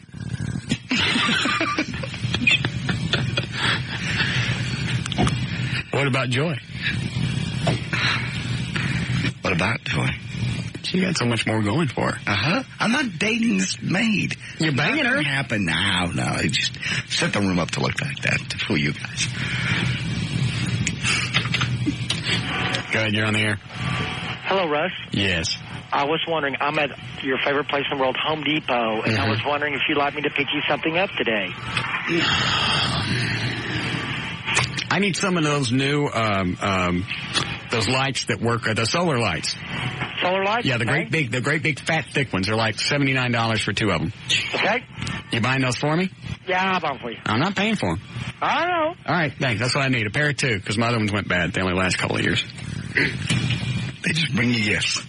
That's their job. Oh, okay. I've just decided I'm going to go ahead and accept the Messiah role. I'm tired of fighting it. It's bigger than you are. It's wearing me out. Yeah. I'm at Home Depot. Can I get you anything? Gee. That's exactly what he should do. You call the next DA and ask for a free murder card? I want that. There's nothing wrong with that. Give us a little card with little 3 punch holes, and every time we get 3 kills of people who have it coming. What happened here? I ain't got to tell you nothing. Now stamp this so I go. Oh. After 2 more kills, you also get a free sandwich. Let me grab this, and then we'll... So you're not going to see Unita anymore? I don't know. She's up here every night. You guys don't say anything tonight. Stop it. Go ahead, James. You're on the air.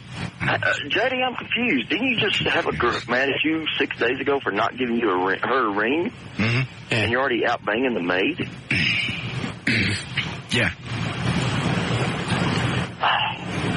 We're all disgusted with you. Nobody's disgusted. James is. It's kind of ocean. You're completely disgusted. I hope she's listening. I'm sure. Right, she wouldn't understand anything we're talking about anyway. The maid. No. We're not going to be able to stop staring at her ears, though, now. There's nothing wrong with her ears. Where did you come up with this ear thing? The left... there's nothing wrong with her ears. Nothing wrong with her ears. Where would we get the nickname? I don't know. You made it up. Who knows? What you do and why you do it. Don't you? I've got to leave early for an appearance tonight. Don't you guys say anything but while I'm up here, while I'm gone. Where are you going tonight? Crystal Chandelier in Duncanville. Yeah. So I'm leaving early, and she'll be in. Don't say anything. Don't. I'm just really disappointed. Why? That we haven't come up with more your ear is missing jokes. We're all going to get home, and it's going to be just like a big tidal wave. Her ear's not missing. The top part is. It's not. It's just folded over. Same on both sides. It's just what she has. It's her ears. She's a little dog eater now. Oh. What's wrong with that? Maybe we could get it fixed. Why? You don't want to get her ears fixed? Dating this person. Stop it. That would be the kind thing to do. No. Fix that part where her ear's missing. Goodness, his people she works with don't listen to the show, so she's in trouble with it. Really chomped on her ear. I'll bet you if you ask her, she'll say somebody bit off part of her ear. I can't speak to her. I need somebody to call up and tell me in Spanish how to say, did something eat your ear? Donde está tu ear? I don't know what ear is. So you're going to embarrass her, hurt her feelings. No, I'm going to give it to you, and you can ask her. I'm not going to ask. You can do it the next time you're whispering the sweet nothings into her cartilage. So they ate her ear. I don't think they fall off. It's been, nothing's missing. It's been over a little bit. That's all.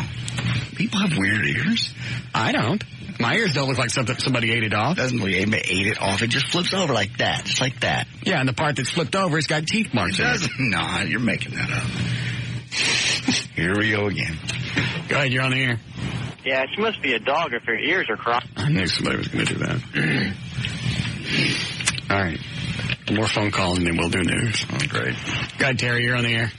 Russ, yes, ma'am. I need your advice with something. Okay. I've been dating a guy for about 3 years, off and on, and he won't commit to me, basically. Every time I mention that we should be in a relationship or I want to be a couple, he just freezes and leaves and says he'll call me later. It takes him like a week or two to call me back. You have both your ears? Yes. Okay. So basically what I'm asking you is, should I leave the relationship, or actually it's not even a relationship, but should I just not talk to him anymore, move on? I mean, what should I do?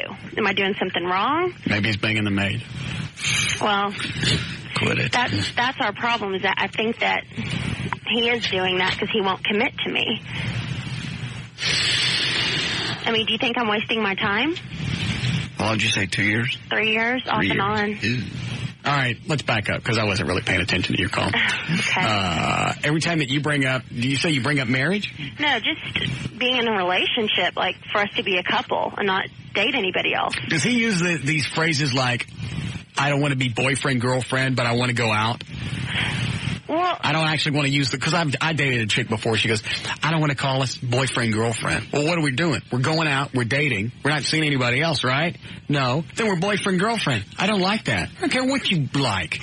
Well, I mean, I think he's just because you're running around flaunting the fact that you got both ears doesn't mean you can jack me around. Quit it. Leave me out of this. Maybe he's just afraid of the label being tagged. How old is he? 28. How old are you? 28. I forgot. How long you been dating? 3 years. But we've been off and on. I mean, like, he'll go through a phase where he won't call me for a week or two, and then I'm mad at him, and I won't call him. So we'll talk for a month, and then we'll talk again. Hold on. JD telephone. No, leave me out more of like this. one of yours. That doesn't sound like one of mine. Thank you, Dan. How does it sound like one of mine? Fear of commitment. No, this is the on-again, off-again thing. This got nothing to do with... that's a different story. Well, it's on again, off again because he won't commit to her. Well, I mean, this is my dilemma. Should I love him. I care about him a lot. So should I stay, at least take what I can with him, or should I move on and try to find somebody else that will commit to me and not see other people? Should I be his booty call? Mm-hmm. Yeah, that's right. Be it at his beck and call. I think you're just saying that. I can't even believe that somebody would say, should I just take what I can get? Well, I mean, I care about him a lot. That's pathetic. Well, I'm just thinking that maybe he'll change his mind. He's not going to change his mind. This has been going on for 3 years. Well, yeah. He's not going to change his mind. I just figure once he gets a little bit older, that maybe then he'll commit to me. Because, I mean, I eventually want to get married, hopefully by 30. So I think if I can... have kids? Well, hopefully. Yeah. I'd like to. Damn, I really want to go back and talk about JD and the maid. There's so many jokes that we're missing. I just can't think of it. Any? So, any advice? Yeah, hold on just a second. Tino? Yeah. How do you say it? Oreja. Say it again. Oreja. Oreja. Oreja. How do you ask, where's your ear? ¿Dónde está tu oreja? Yeah. All right. ¿Dónde está tu oreja? Yeah. All right. Thank you. He's got both. ¿Dónde está tu oreja? She's got both her ears. ¿Dónde está I'm not going to ask any. tu oreja? I'm not going to say it. And don't you say it. ¿Dónde está tu oreja? ¿Dónde está tu And if oreja? she answers you, you won't know what she's saying anyway. ¿Dónde está tu oreja? Very nice. You know, you have back to this girl's problem. ¿Dónde está tu oreja? 3 years. Boyfriend. What? Boyfriend. On the phone. 3 years. Oh, God. ¿Dónde está tu oreja? Menos dientes, más lengua. That's the less teeth and more tongue. Oh. ¿Dónde está tu oreja? You have Spanish phrases you know now? Great. Usted tiene un gato stinky. I know what that one is. Diga tu pollo to shut up. Tell your chicken to shut up. Okay. Tu soplador de la hoja y demasiado ruidoso. No clue. Your leaf blower's too loud. Oh. ¿Dónde está tu oreja? Where's your ear? Yes. I am ready. She's not missing one. ¿Dónde está tu oreja? Tu oreja. Hello. Yes, Cindy. Yes, ¿Dónde está tu oreja? gross. JD, what is so cute about you needed her chomped off ear is no big deal. Because apparently she has a really good body or something because you seem unaffected by the fact that her ear's... Hers not missing. Yes, it is missing. A piece of it is, and you don't notice that. You just keep saying she's cute. That's all you can say. Or was it that she was just so easy? ¿Dónde está tu oreja? How tough can you be when part of your ears eat off? They're making What is so cute about her? They're making it up. She's cute. She's all right looking. She's kind of big in the ass. Big in the ass. Yeah. Oh, okay. I don't like them big in the ass. Gross. You're gross. You're gross. You're gross. Chopped off ear woman. It sounds funny coming from her. Hold on, I forgot. What happened to the chick we were talking to? She hung up. Oh, that's too bad. I had an answer for her. What? She's listening. I don't remember what she wanted. Boyfriend won't commit. Oh, 3 years. Oh, dump him. That's not going to get any better. It's not. No. And if he's been getting away with it for 3 years, she's out of luck. That's why he keeps doing it. Plus, the other thing is, if you force him into it, sooner or later, that's going to crap the bed anyway. He'll resent it. There's your relationship advice. Send me $150. What is it, Keisha? Keisha. Oh, yeah. Hi. I wanted to tell that chick who had just called. Yes. He doesn't want her. Go find somebody who's going to want you, or get a whole new face, and then find somebody else, too. He doesn't want you. How old are you, Keisha? 20. Can I ask you something? Okay. ¿Dónde está tu oreja? I have both my ears, thank you. JD's not interested. So does the maid. What? He's got them both. I don't know where you guys came up with this. So what turned you on about her? I don't want to discuss this on the air, please. Is it her red, powerful vacuum? She's very cute. She doesn't have a big ass either. She has a little tiny. She's working on an ass. Not a big one, but she's working on it.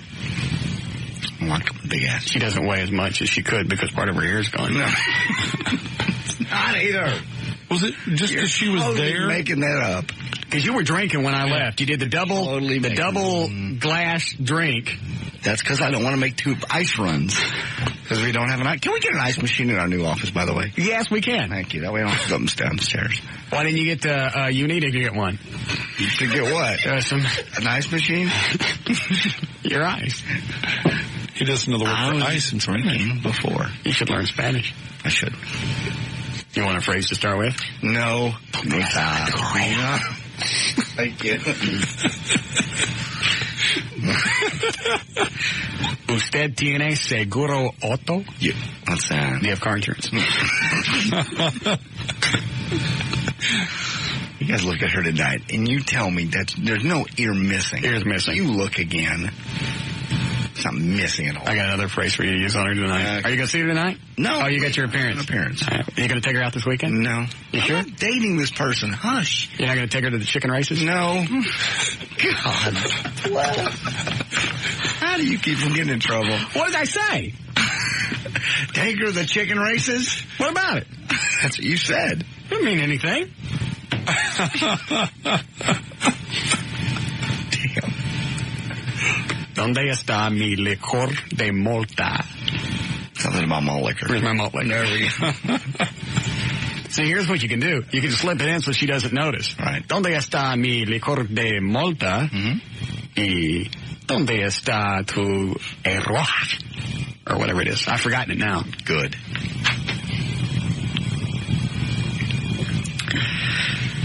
Break? Please. All right. Please. Let me take this momentarily. Yes, go ahead.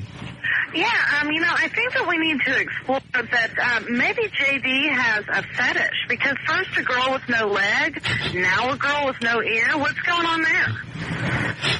What is that called? Paul McCartney has the same thing. They make this up. Yeah. You swear to God that her ear is all there. It's all there. It just flips over. It's all there. All right, fine. Thank you. Drop it. Drop it.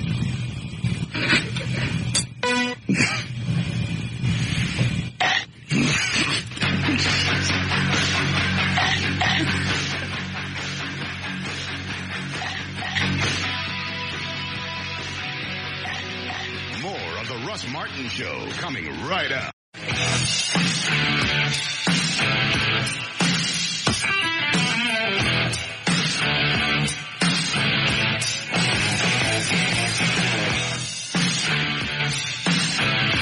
What are you waiting? There is a guy out in the lobby with a little red box. And he says he's here for a bit.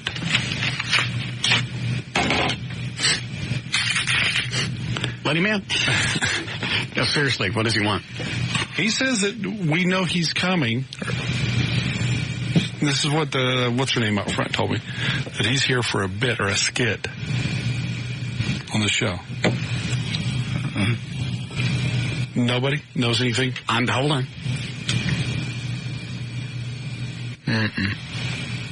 I'm trying to think if I told somebody to come up. He says I was told that he said we are expecting him. Go stick your head out in the lobby and we'll cover you from here. I ain't going out there. All right. I can see him through the crack. Crack the blinds just a little bit.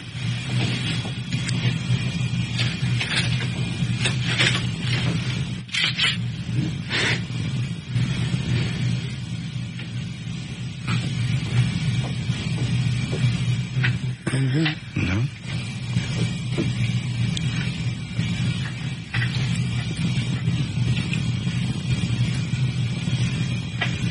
You see Manny? I got him. I can see him too, right? Little slit right here. He's giving something. All right, here comes Dan. Okay. Well, don't bring it in here. Go. No, it's okay. It's all right. Who was it? It's the guy that we talked to on the air the other day. We're having the detectives. Mike, pick a mic. I'm sorry. We're having the detectives follow his wife. All right, everybody clear their weapons. Especially you, JD. Oh, good. He doubled back. Don't point it at me when you clear the chamber. Jesus, what a moron. I pointed at you. Yes, you did. Right over there. That's not you. God. You have no business having a handgun. I do have a license. That doesn't mean any difference. You got a driver's license and you can't drive either. I can drive. I drive better than you do. And I've been having guns since I was 10, so let me... That doesn't make any difference. Yes, it does. And what did you do with the gun when you were 10? Shot anybody What did you shoot out of the trees? I don't know. Maybe we should have your dad... Well, we can't look at it now. It's too late. Look at his what? His dad.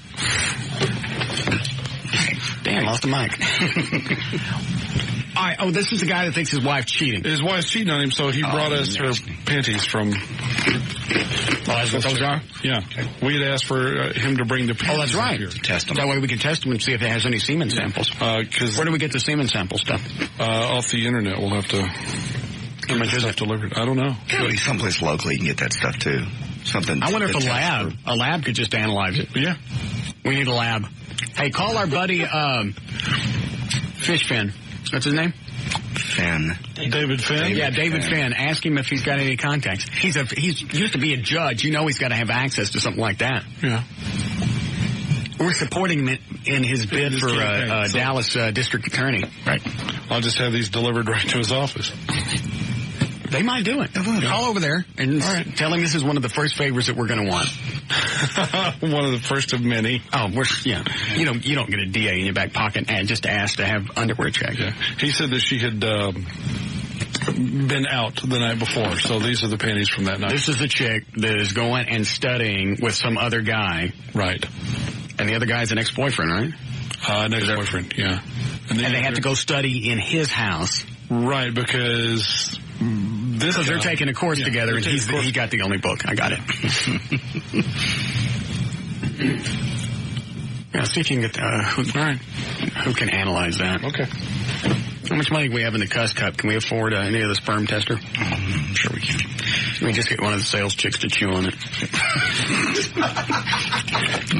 Yeah, that's for sure. Yeah, well, something bad, yeah. We're down to $35 in here. Yeah, we got to do news. Go ahead, you're on the air. Hello? Yeah, go ahead. If you just hold panties under ultraviolet light, the semen will glow.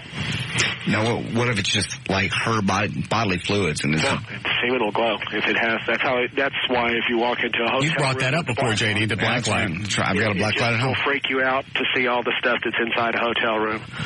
Well, how do we know what's in there isn't like left over? Well, I mean, does she just wear them all? I don't know. I don't know what stays in the underwear. I don't know how this works. You can ask him that. How long has she been wearing them, and have they done anything? But according to him, they haven't been, right? All this would do is test for semen. It wouldn't test for who it was. Right. Well, it's sort of like if it wasn't him, it's somebody else. He said, if I remember the story, they haven't been having sex. Okay. So if there's anything nasty in her underdrawers, it ain't from him. Yeah, it's not from him. Well, I can take him home tonight. Hold it up under a black light. Or I'll bring the black light here tomorrow. What you want to go ask Eddie? Ask Bob McNeil.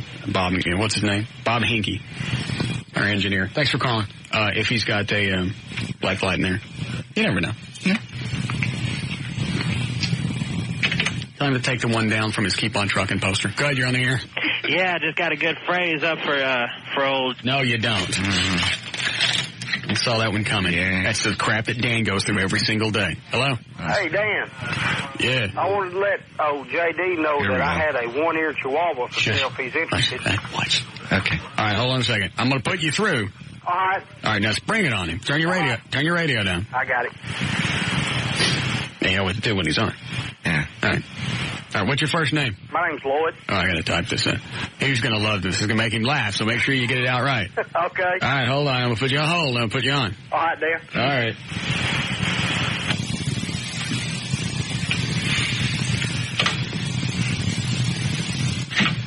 Go ahead, you're on the air. Hey, Russ. Yeah? I was going to let JD know that I had a one-ear chihuahua. Shut up. You're supposed to jump in quicker. Oh, I was going to make him suffer through it. Nah, he wouldn't have gotten it. He's too stupid. Oh, okay. All right, you ready for news? Sure. 5:20. JD Rhines on the new 105.3 FM Talk with News. Thank you. Russ News brought to us by Wheels in Motion and by Epson Printers. Daniel Pearl, the Wall Street Journal reporter who was taken hostage by Islamic extremists in Pakistan, now believed to be dead. According to the publisher of the Wall Street Journal. Was this confirmed or still believed? It is. Well, the Wall Street Journal put out a press statement saying, quote, "We now believe, based on reports from the U.S. State Department and police officials of the Pakistani province, that Danny Pearl was killed by his captors. We are heartbroken at his death." That's the publisher of the Wall Street Journal. He also went on to say his murder is an act of barbarism that makes a mockery of everything Danny's kidnappers claimed to believe in. So apparently the U.S. The U.S. State Department's giving them some sort of information that, I don't know, they haven't said the body's found or anything or whatever. Federal authorities kept a close watch on the... ¿Quién mordió tu oreja? That would mean... Wait, off your ear. Federal authorities kept a close watch on the Liberty Bell today after receiving a non-specific threat that someone planned to attack it. It was not being closed to tourists, though. The warning was not considered urgent enough to close the Bell Pavilion. Literally on September the 10th, Donald Rumsfeld launched his war on bureaucracy in the Pentagon, but obviously by the next day, nobody wanted to hear about cutting money for the military. But what everyone has forgotten since September the 10th is that the Pentagon has no clue where 25% of its money goes. 25%, by the way, of the Pentagon's budget would be $2.3 trillion with a T, $1 trillion. That works out to $8,000 for every man, woman, and child in the United States. $2.3 trillion, an amount that Rumsfeld himself used on September 10th, just disappears. Just see here. John April. Who's that? He's a guy. He died of a heart attack Friday night at Harrah's Atlantic Casino. Bad news is he just won $10,000 in a jackpot. Philadelphia resident took his winnings in a $5,000 check and $5,000 in cash, walked into his wife, who was in the atrium lounge, had a heart attack. Strangely enough, the money has disappeared. No one seems to know where it is. That would suck. Win a big lottery and then die. $10,000's not worth having a heart attack over. And it was for him, I guess. Elton John likens the new generation of pop stars, including Britney Spears and NSYNC, to packets of cereal, and he's fed up. The singer, who has admitted regrets about... I'll tell you what he's fed up with. What's that? You know what he's full of? No, what's... Lots of it. Probably. Mm-hmm. Singer who's admitted regrets about releasing a live version of his own greatest hits album, accused the music industry of turning out, quote, average and mediocre bands. There are too many of them. Too many of them are just average and mediocre, he says. And I think it damages real people's chances, real talent of getting airplay. It's just fodder. Elton's hacked. He's mad. Maybe you got a hold of a bad one. Lance from NSYNC wants to go bye to planet Earth. He wants to go up in space. The boy band member is negotiating to travel on a Russian rocket that would launch him from NSYNC into space. The mission would come in November, and the plan still required the approval of the Russian Space Agency, but he may be off into space. Here on Cut 2, we'll do some audio. Movie coming out this weekend called Dragonfly, and here on Cut 2, Kevin Costner talks about the story of Dragonfly. Walk in the top of the roof and I see the piece. The engine falls down fast, and after that the bundle, the track go all the way in. And Kathy Bates, here on Cut 3, talks... I'll play it. Okay. I think if you play something correctly and the correct loss... Like he's got a stinking clue. I read someplace a couple of days ago, of the last 5 movies he's made, they have lost collectively $261 million. Yeah. And they keep still sticking him in movies. Yeah. Postman and Waterworld. Waterworld, I think, cost like $268 million, something like that, to make. Yeah. God knows, who knows what it made. Didn't make very much. I don't even know why they keep putting him in movies. What was the only thing he did that was worth a crap? What was the baseball one? Field of Dreams. Field of Dreams. That was good, wasn't it? Yeah. Dancing with Wolves. Dances with Wolves. Dances with Wolves. Dancing with Wolves. Dances with Wolves. What? Dancing with chicks with no ears. I think if you play something correctly and the correct loss is there and, the situation as set up by the writer, it's okay to play characters who don't come off that flattering, but in the end you understand them and understand their grief, because we all understand the human condition, or we can recognize it when we see it. There we go. Didn't he play a golfer too? That was a good movie. Tin Cup. Yeah, Tin Cup was pretty cool. JFK was good. You didn't like it? Well, of course, has conspiracy theory in it that didn't align with the moon, right? Which one? Which way you go on the JFK? Oh, it's Oswald all by himself. Nobody else? Nope. And we didn't go to the moon? Nope. But Oswald was able to get all that done? There's only 3 shots. I could do it. With that rifle? With that rifle, with the motorcade going away. Yeah. It was less than 100 yards away. Were experts able to do it? Yes. Okay. But we didn't go to the moon? Oh, hell no. Okay. Here, Kathy Bates talks about working with Kevin. This is Cut 3 with Kevin Costner on Dragonfly. Walk in the top of the roof and I see the piece. The engine falls down fast, and after that the bundle, That ain't Kathy Bates. Funnier than her.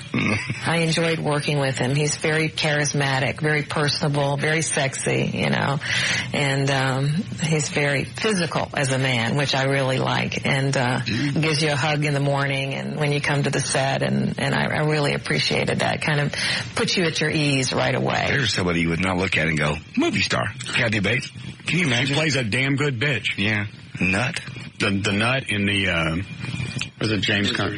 Yeah, Misery, and then the Late Night, whatever the thing was called, it was on HBO, where she played Leno's agent. Late Shift. Late Shift. Plays a damn good bitch. Yeah. good actors. But anyway, let's see here. Richard Lewis is starring in the 5-episode arc of Seventh Heaven. He's got a new book out called The Other Great Depression, and here he is talking about on his decision to get sober.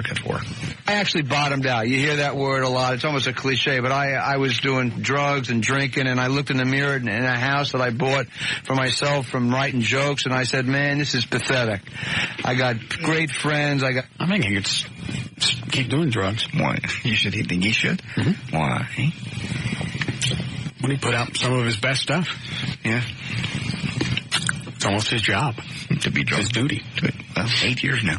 And what happened to his career as soon as he stopped?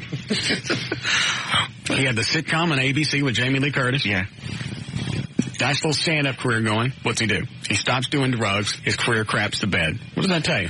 That's not a coincidence. Don't do drugs. You better get back on the smack. I actually bottomed out. You hear that word a lot. It's almost a cliche, but I was doing drugs and drinking, and I looked in the mirror in a house that I bought for myself from writing jokes, and I said, man, this is pathetic. I got great friends. I said, if I'm going to drop dead, I ain't going to drop dead because of drugs and alcohol. And I just called some buddies, and they drove me to a hospital, and the doctor says, what do you do? And I said, I'm killing myself, but no more. And that was it. That was almost 8 years ago, and I've been sober ever since. There you go. Obviously paid off. You know who else is, was just like, they were just about to die from drugs. I saw this on the Entertainment Tonight website. Danny Bonaducci, he was talking about smoking crack. And I'm guessing when you smoke crack, these crack pipe thingies get really hot. Sure. I would think. I don't know, obviously. Don't look at me. I've never done any of that. You know that. You certainly said sure really quick. Well, I would imagine they get hot. You're boiling stuff right in a piece of glass right by your lips. I didn't know it was made out of glass. Well, I've seen them cops. They throw them out on the hood of the car when they arrest the guys. Don't you even start. Did you and you need to smoke the crack last night? Smoke any crack. I don't do that. I don't do crack. I don't do pot. I don't do any of that.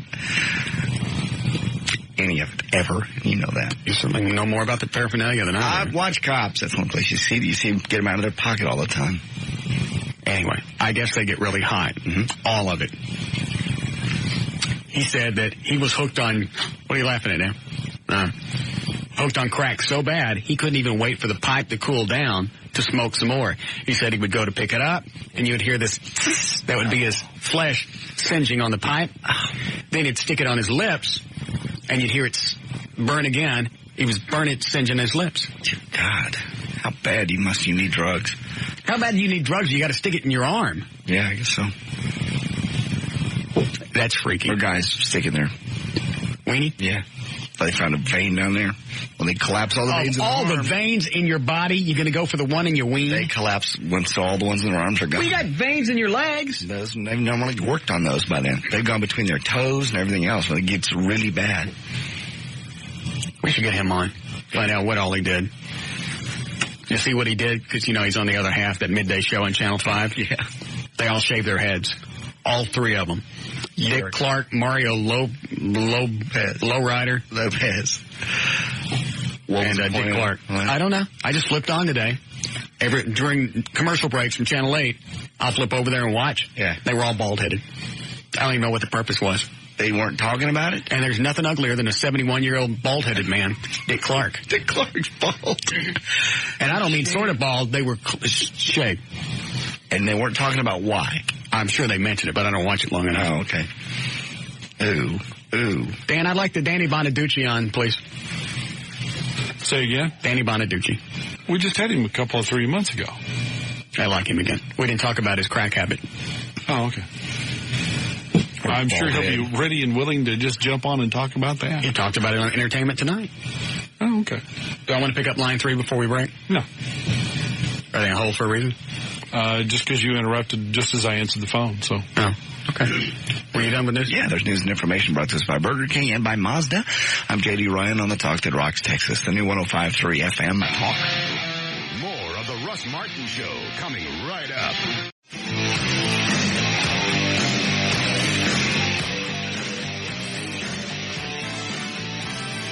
.542, J.D. Ryan is here, Eddie Boyd, Dan Lewis. Nobody do out? No, all right. Jonathan Dodge at the controls of the new 105.3 FM Talks. White Lightning. Why, thank you, Russell. This report brought to you by your Dallas-Fort Worth Kia Motors dealers and Singular Wireless. They're offering 3,500 night weekend bonus minutes on new plans starting at $29.99 a month. And you get a nationwide long distance at no extra charge. Singular Wireless, what do you have to say? All right, in Dallas, eastbound, 635 LBJ on the exit to Preston Road. There's an accident blocking the exit ramp, causing a backup to the tollway. Westbound 183 in Grauweiler. There's a window frame laying in the left lane that's causing a slow go from Regal Road. Southbound I-35 to North Freeway to I-30. Watch out for a minor accident there. Southbound I-35 to North Freeway just before 28th Street. There's an accident, and westbound 183 at the 121 merge. Minor accident is off to the right shoulder. That's got a bit of an onlooker delay. This report brought to you by the Men's Club. What's for lunch at the Men's Club? Every Thursday at the Men's Club, you enjoy a fresh 1.5-pound lobster and a baked potato for just $10.95 at the Men's Club, Northwest Highway and Simmons. That's traffic. I'm Jonathan Dodge, and the new 105.3 FM White Lightning. Jonathan, KYNG, Dallas-Fort Worth. Weather clear, going to be cold tonight, 36 for the overnight lows, sunny low 60s rather tomorrow. We have 59 degrees now at the Talk that rocks Texas, the new 105.3 FM Talk. Why don't you take Unita out to the no more Crystal Chandelier? We're not dating. We're not dating. One-time deal. I was drinking. Yeah? We're not dating. So you're saying that's the only reason you slept with her? That was probably a lapse in judgment, wouldn't you say? I don't know. Yeah, it was. She's all right looking, except for the fact that her ear's missing. She's not missing an ear. Not the whole thing. Saying that. It's just turned over a little bit. The part that wasn't eaten away. You don't be mean. And don't be mean to her tonight. Donde está to... Oh, crap. What was it? Orejo? Good. Oreja. That's it. Donde está to Oreja? What? You have a call on the hotline you might want to pick up. Hello? Hello. Who is this? It's Laura Miller, your friend. And where the hell have you been? Well, The first one to actually call you, mayor of the city of Dallas, even before you won, and what do? You vanish. We try and get you on Friday before the election. Been busy. We have our plaque that says Laura Miller, her honorable sweetie pants. We can't even give to you because you won't even call us back. Oh, is it done? Is it ready to go? Yes. All right, I'm coming in studio to get that. If you want to. Oh, nice. That'd be nice. It'd be fun. I'd like to see her. We'll break out the shower. Where is the studio? Where is the studio? We're in North Dallas, by Court and LBJ. Oh, okay. I can do that. Not too far. So. If you want me to come. I just, Nat, this is probably the first time that you've ever been in somebody's back pocket, so let me explain to you how this works. Oh, Lord. Because we're already working. Are you familiar with, what's his first name? David. David Finn? Yeah. Yes, he's a candidate, yes. Yeah, he's running for DA. District Attorney. He called earlier because we're trying to get our DA in our back pocket. We already got Ed Oakley. She's going to hang up on you. No, she's not. We got Judge Coffey in Fort Worth. We're going to get the DA, and now we got the city of Dallas mayor. Okay. Do you like the David Finn guy or not? Would you rather not say? Oh, we don't want to go there. Okay. I've only been mayor for 24 hours. It doesn't matter. Cleaning up trash, making people mad. What are you thinking? Yeah, who's the guy that's pissed off at you? Oh, he's not anymore. He it's his council district, and I don't blame him. When you're a council person, and I've been there. Don't start apologizing. You like to take care of your own situation. Why didn't he clean it up before you went out there?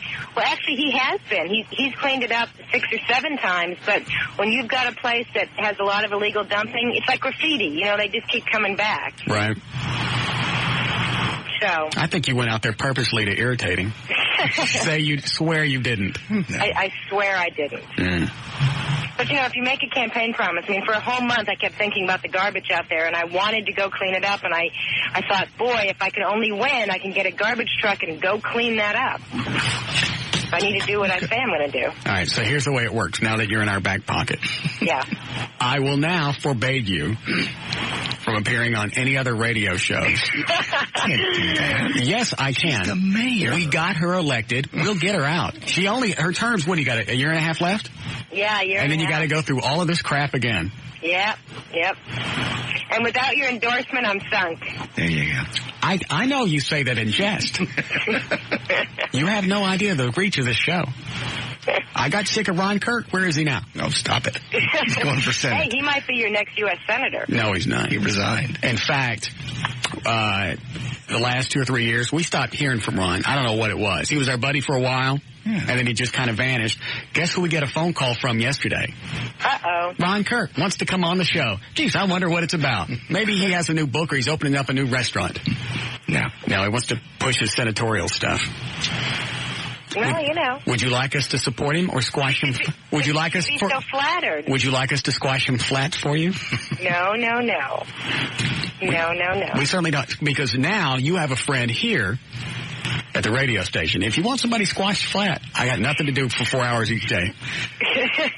Okay, all right. Anybody you want us to jump on, we don't care. Lawsuit, small suit, we don't care. No, doesn't make any difference. I'm going into my neighborhood now, so you might lose me because we have a lot of trees in this. Yeah, that's what Governor Perry said when he hung up on me. Yeah. He goes, we're going under a bridge. Screw that guy. Under a bridge and a Learjet.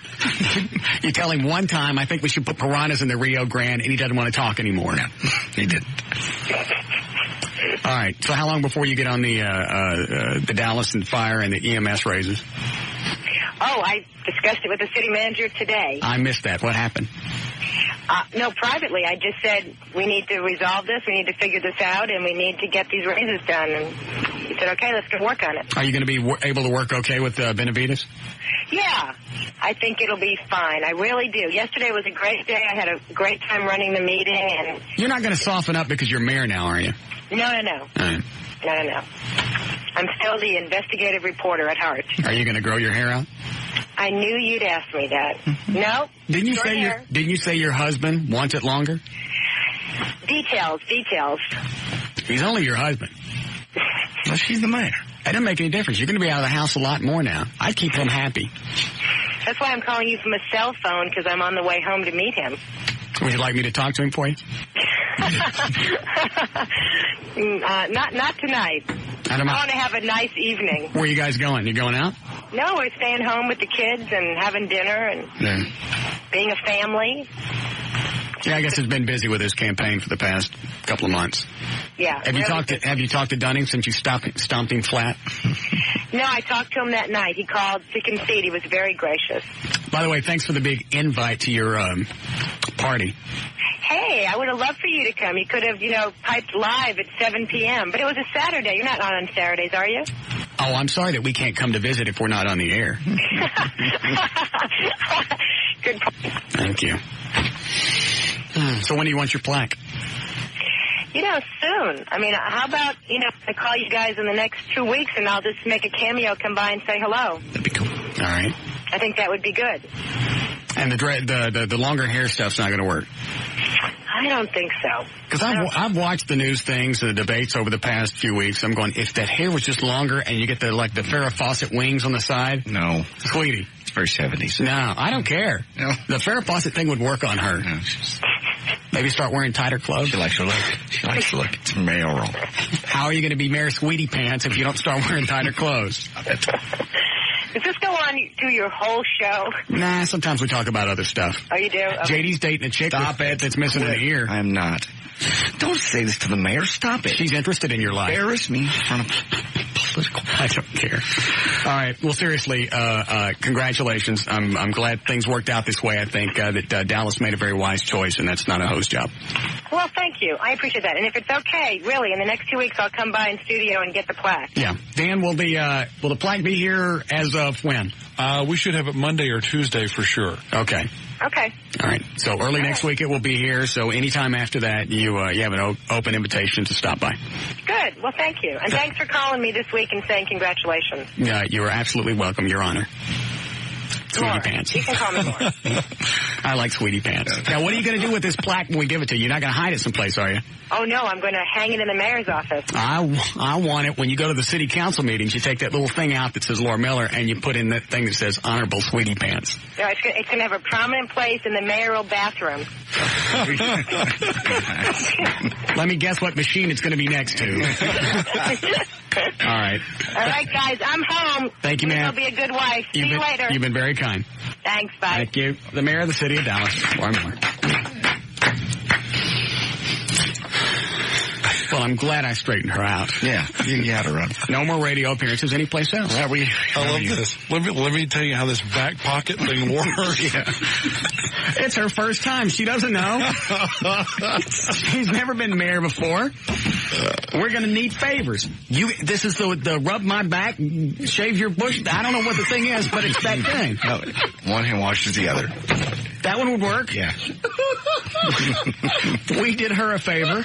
Shut up, Dan. She's never calling again. She's never calling again. We did her. She's obviously got a sense of humor because she damn well knows what she's in for every time she calls in. Right. Yeah. This ain't the next morning show. No, it's not. So, I mean, we did, like I said, it's the wash my back, shave your thing. No. Favor. Okay. We got her elected, and she won by not a huge margin, but a pretty sizable. Oh, pretty large margin. It was like, who remembers? 45 to 55. Like 45 to 55, something like that? Mm-hmm.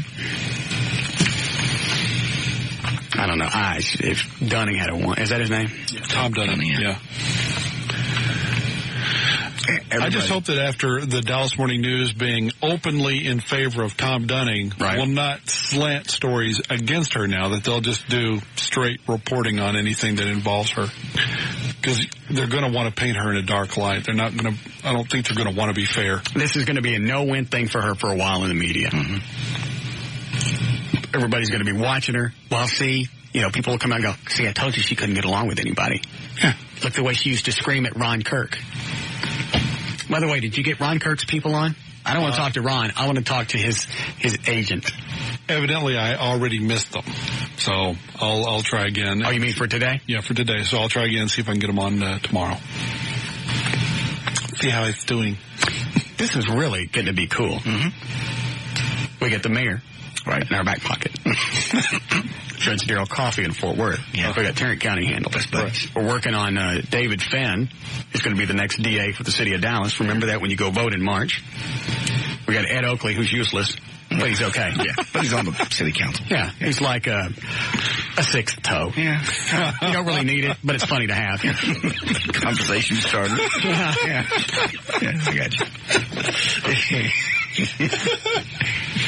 And it's just going to be cool once we get David Fenn elected as the district attorney for me to look at Dan and go, get the DA on the phone. I got some business I want to discuss with him.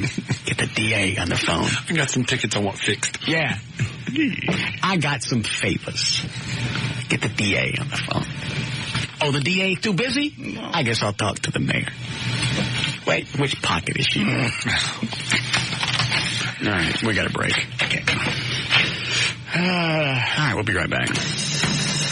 More of the Russ Martin Show coming right up. Call Russ now at 214-787-1053. I wonder when Laura Miller found out she was mayor, she went home and gave her husband that mayoral poon. Stop. Let it. Do me like the mayor. Do me. Who the mayor? Who the mayor? Who's your mayor? Yeah. Who your mayor? Who your mayor? Who? Yeah, because George W. did that, Laura. He had to be the most powerful guy on the planet. That's right. Smack on the ass. All right. Yeah, I said you're getting the first penis. Thanks, baby. I bet she don't come up here. Nope. Not now. This mayoral sweetie pants plaque we got made is going to set up here until somebody else is in office. Mm-hmm.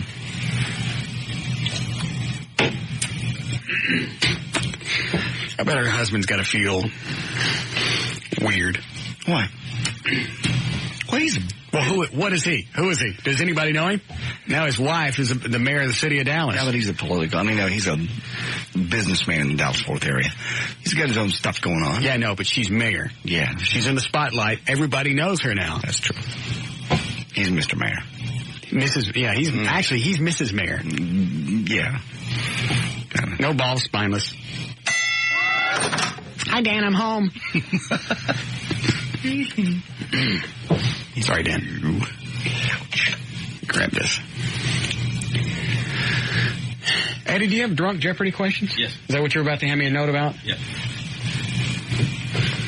We're going to try something tonight.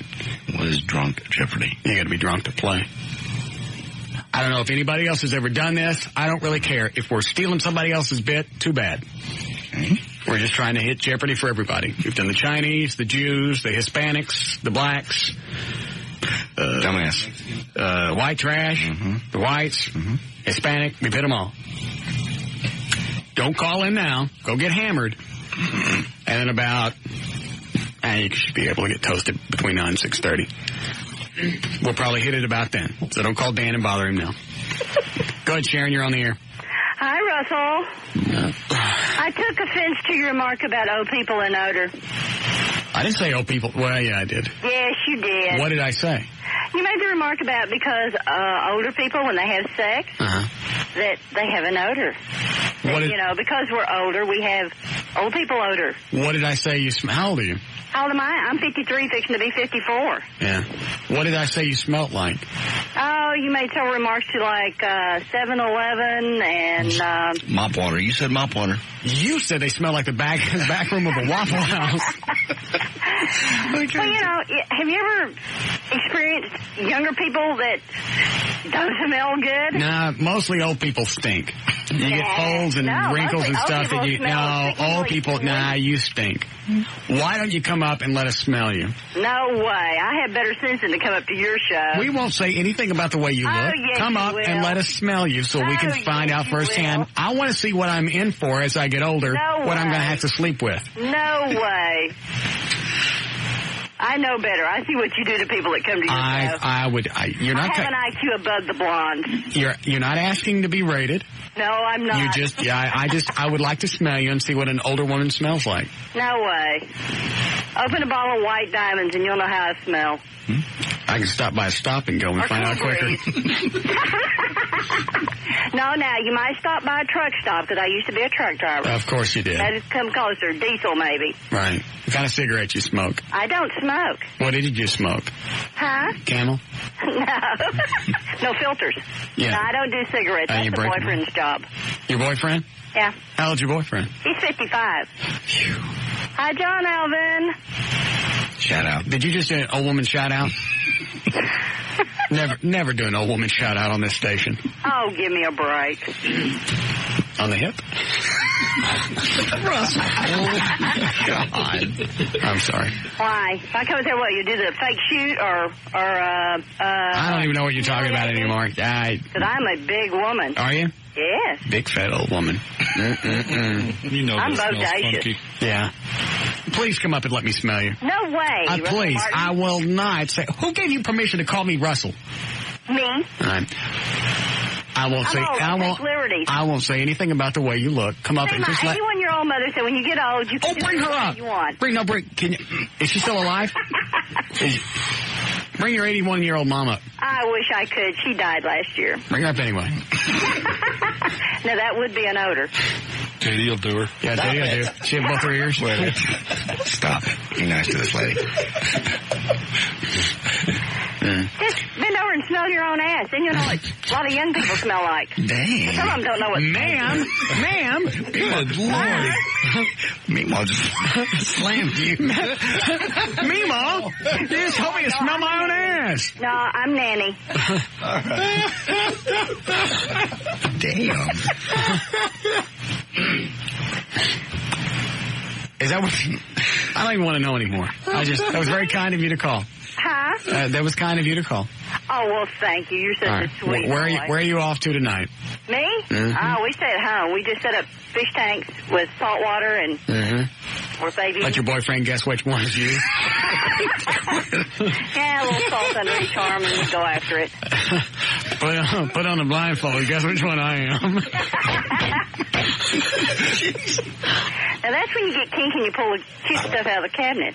Don't tell me that at 54 you're using stuff out of the cabinet. Oh, honey, I got a collection of toys that you wouldn't believe.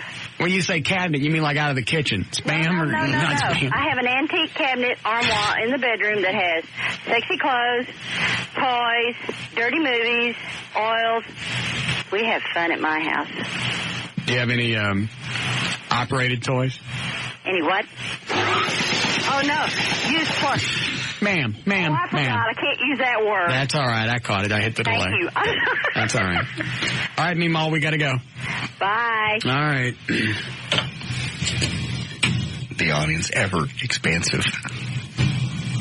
53-year-old female. Not supposed to be listening to the show. No, that's weird. That's very weird. And you know when she unfolds? Sun-ripened goat cheese. All right, Dan. That's enough. That's plenty. All right, honey, I'm ready. Oh, no. Hurry up. That's it. You don't want me? I kind of like to wait for the flies to go away. You know what? I like the flies have first. Maybe later. 54 years old. And her 81-year-old mother. Mm-hmm. Who's dead. You can be there soon. What, 81? What, 54. Who's closer? Well, I am. I'm not worried about it. Okay. Go ahead, you're on the air. Yeah, okay. All right, don't forget. About 6:30 we'll be doing Drunk Jeopardy, so if you're at home, start knocking them back. And I want good drunks. Drunk. If you get Hargett, he'll be drunk by then. He's in the back, already started. He's drinking here? Yeah, they're all going somewhere. Oh, I know where they're going. He's already asked me to go. Okay. I can't. If he's drinking, where do they get the alcohol up here? I don't know. They go to our office? No. They don't have a key to our office. Oh, I found out when we move, we got to move our own alcohol. The moving company won't move it. Why not? They just won't. They won't move alcohol. I was here today when they came to size up the office. The guy goes, we can move the TV and the couch. We ain't moving that. You guys move the alcohol yourselves. Why? We don't move alcohol. We don't move explosives. Oh, I see the correlation. Thanks. We'll just have to drink it all. So are we not getting new furniture? Oh, no. They're not. Go ahead. Go ahead, Dan. They're just going to move our old crap? Mm-hmm. That crap we got for free. We got it out of another office that was moving out. Yeah. At one point, one of the guys, Larry, who's building over there, is saying, sure we get a private office. Oh, yes, the hell we do. He said, I'm not sure. They can not be sure all they want. We don't get our own private office and a brand new studio like they promised me. I ain't driving squat. They promised a new office. They can kiss my skinny, white, sometimes black ass. I'm not going. He just said, I guess we're going to knock down that wall. There's a wall. That's exactly what they're supposed to do. There's a wall over there. They're going to knock that down, and that whole area is supposed to be our office. Okay. And it's a private office that we can even enter from another part of the from outside. Okay, he just didn't know that yet. Well, what did he say? I guess we'll knock out the wall. He goes, I guess if they're going to knock out that one wall, you guys could have a private office. But as of now, there's no private area. That's exactly what they're doing. They're knocking down a wall. Okay. If they renege, you heard me. If they renege on anything, I'm not going. I will not go. They can sue me until bad things happen to me. I think they know. He just probably didn't know they were going to do that for sure. Yes, they're busting down the wall. Okay. So we have to drink our alcohol before we go. We can move it. Yeah. What is it, Mike? Hey. Yeah. Just had a question. All right. Well, I've noticed a few times, a lot of the information you give to couples, heterosexual couples, it's a lot of what homosexual couples go through. Okay. Are you homosexual? Yeah, I am. Okay. 25-year-old, pretty much married in a 4-year relationship. Mm-hmm. Serious. Well, Mike. Yo. You can't say the F word. Oh, sorry. All right. I hit the delay. Don't say that again. Okay. All right. We got to back up because they missed part of the conversation now. You've been monogamous with the same guy. For about I didn't really think it would be possible for homos to be, do you like the homo? What term do you like? What do you mean? Gay or gay? You like? All right, I had to hit the delay again. No more questions for you. I think it's okay if he says it. Is it? No, I don't think it is. Which word? Hang on. All right, we still have delay left. I still have some I can use, so we're all right. Oh, okay. All right, so you've been in a relationship for a long time. He's straight and went and got some strange crank. Yeah, and it was because basically I'd driven him to the point where he was unhappy.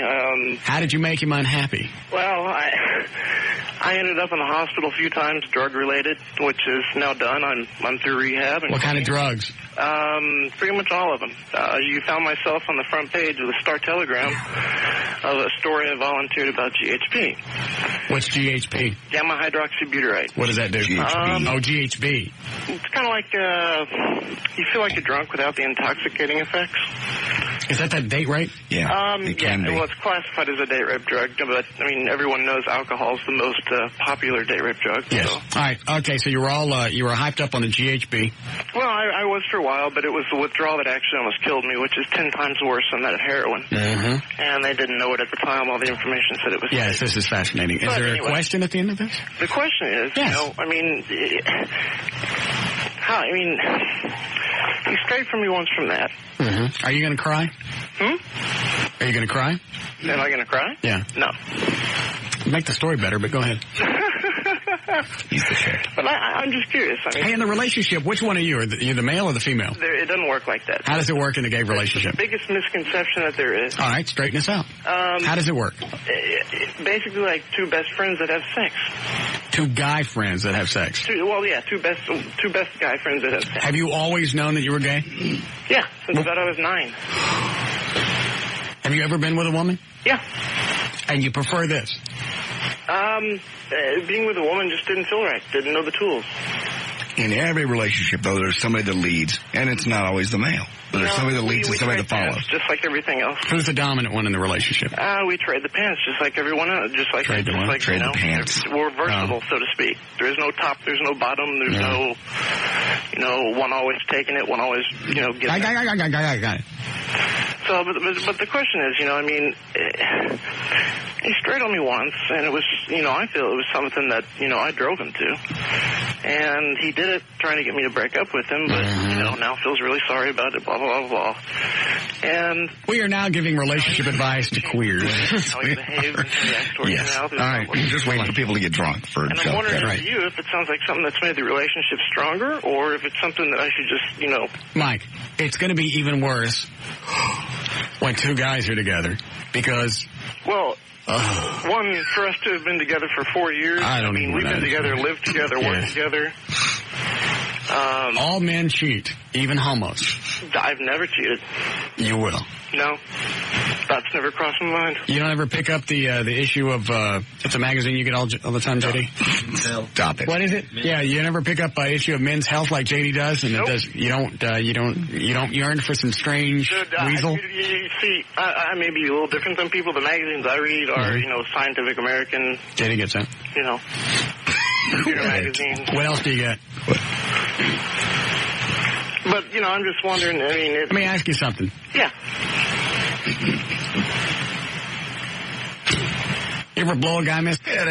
No, but I have hit someone in the eye. I don't know like that. I just wondered if you ever did anybody missing an ear. Nope. No. Ear.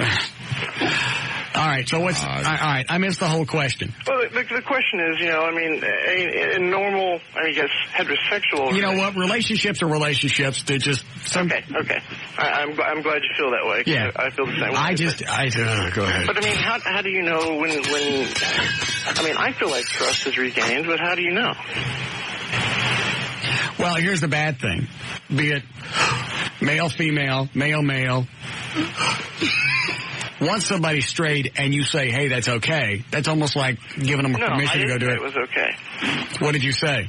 I said that, I explained to him how bad it hurt my feelings. I asked him why he did it. Where is he right now? He's in the living room. Well, let's talk to him. Oh, no. I won't be ugly to him. Huh? I won't be ugly to him. I don't know. He doesn't know I'm calling you. Put the fag on the phone. Stop it. Huh? Put him on the phone. Do you have an extension other than that one? No, it's the only one I got. All right. Well, go get it. He doesn't even know I'm calling and asking about this. So okay. I don't want to. Do you still feel hurt? Well, I mean, I don't think it's something that I'll get over. You know, I mean, well, I'm over it, but I mean, it's a pain I'll always feel. This is grossing me to... Yeah, it's the first person I've ever been with, so my heart, you know... I'm trying to help you. I know. I'm sure you know he's the chick in the relationship. I don't care what he says. Okay. All right. I'm just wondering... I'm trying... You know what? All right, if it were me, here's what I would do. I would go in and tell him, what's his... We'll call him... Bill. That's close enough. His name's Bryce. Okay. All right, we'll just call Bryce Bill then. Right. Now, when he strayed, did he stray with another guy or another chick? With a guy. All right. Where did he meet him? Where he works. We both live in Oak Lawn, so it's not too hard to meet other gay people. Right. You go in and you tell Bryce,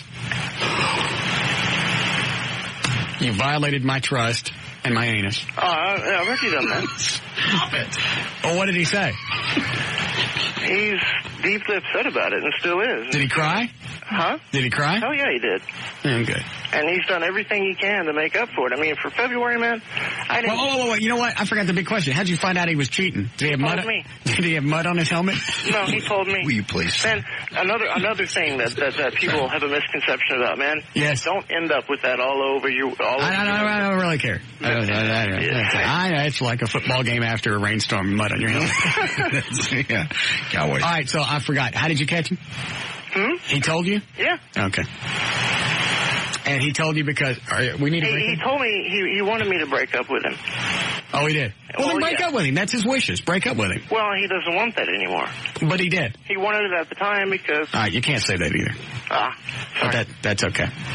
All right, I tell you what. Do you got time? Do you have time to hang on for a second? Because we got a break here. Yeah. All right. It'll give me a second to regroup. Okay. And then we'll figure out what you need to do. Okay. All right, we'll be back.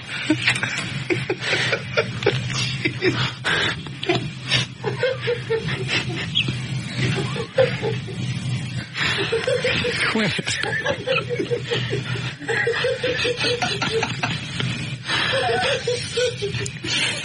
We got too many people listening to this damn show.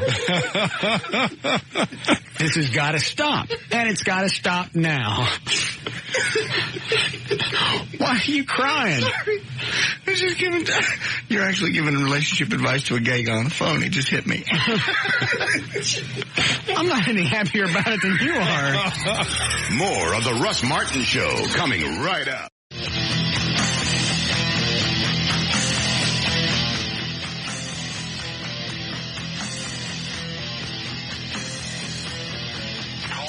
Now at 214-787-1053. .31. Eddie Boyd, associate producers here. Producer Dan Lewis, J.D. Ryan.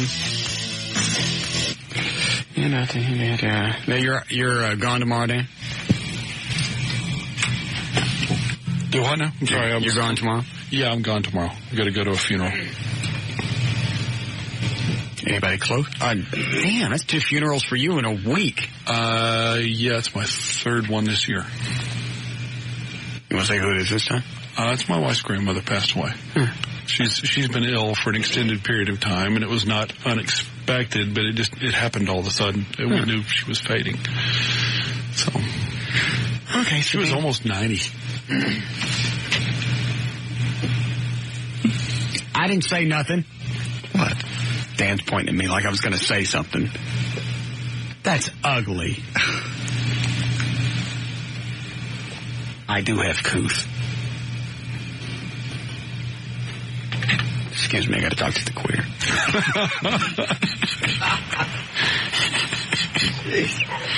Mikey. Yo. All right. I forgot what we were talking about. What's the question?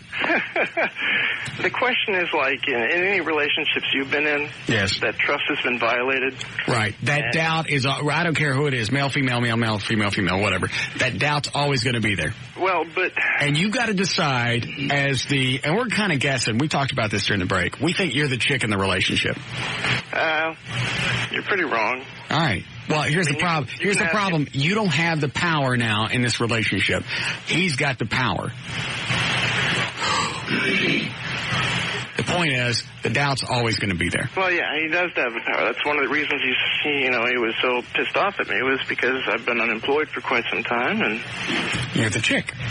Taking care of my life. Well, I went to rehab to clean up my act. You don't get credit for cleaning up. You should have been clean the whole time. You're right. You hear people all the time calling, I've been sober for 12 years. You don't get applause for that. You don't get some kind of plaque. You should have been off drugs the whole time. You're right. And I went to college when I was 16, and I should have known that. Mm-hmm. I'm a smart guy. But hey, some people just learn the hard way. Anyway, my point is, you're always going to doubt him. Always. Yeah. So you think that's just doubt I'll have to live with? If you want to live with it, fine. Well, I mean, we've been together 4 years, and the investment has been quite a bit. I mean, granted, we were both very young when we got together. Mm-hmm. I mean, he's 2 years younger than me, so do the math. And there's no way you could go back to women. They're useless to me. Even to have sex, you don't miss a nice tight ass and great big cans? I'm not a cans guy at all. What about a tight ass? Oh, those are nice, but, I kind of like, that whole penis thing. Okay, hold on just a second.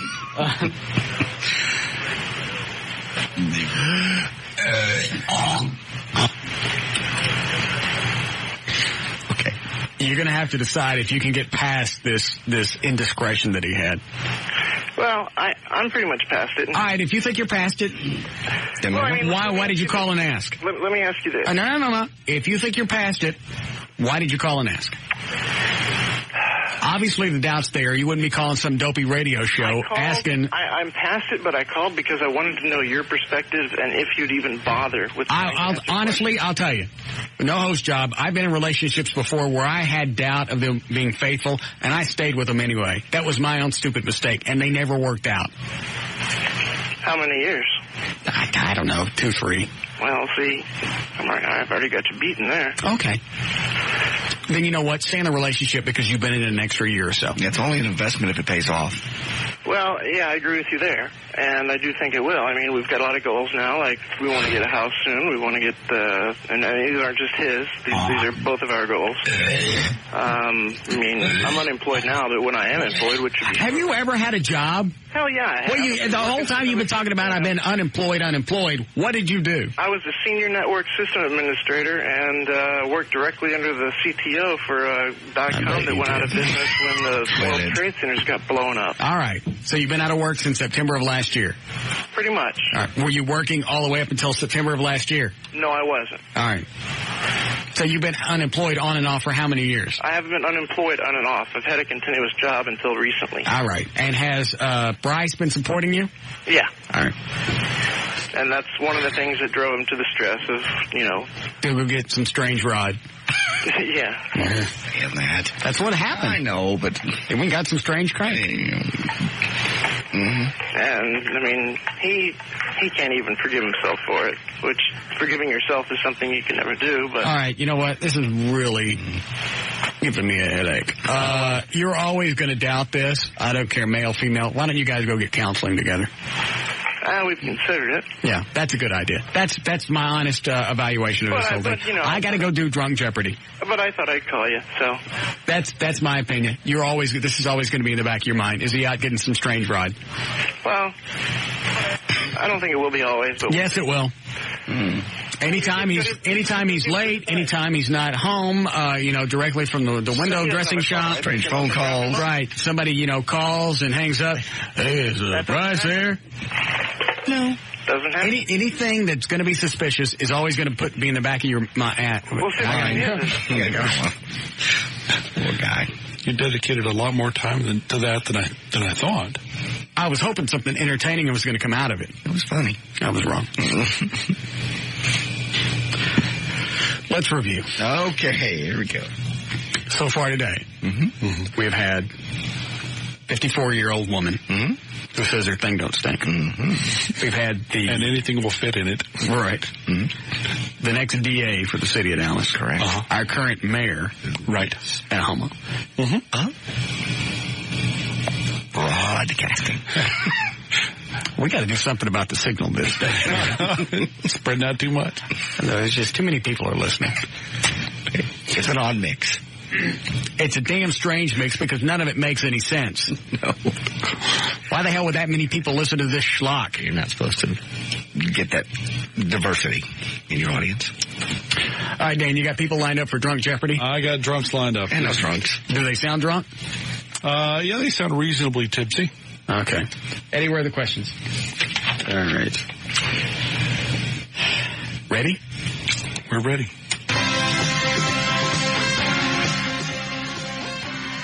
This is Dumbass Jeopardy. And here's the host of Dumbass Jeopardy, Russ Martin. All right, let me get the contestants on the phone. Ronnie, welcome to the show. What do you do for a living? I'm in sales for a prosthesis company. And what have you been drinking? Canadian Club. How much? Oh. I caught it.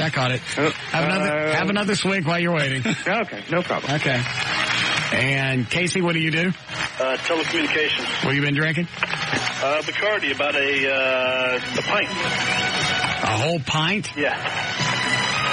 Seriously. He sounds too good for a pint. Seriously. How long ago? I'm still working on it, actually. I got about, maybe a quarter left. All right, finish that off. And Doug? Yeah. What are you drinking? I'm drinking early time. You should hear. Straight up with Bass in the back. Old timer and Bass? What is old timer? Early time.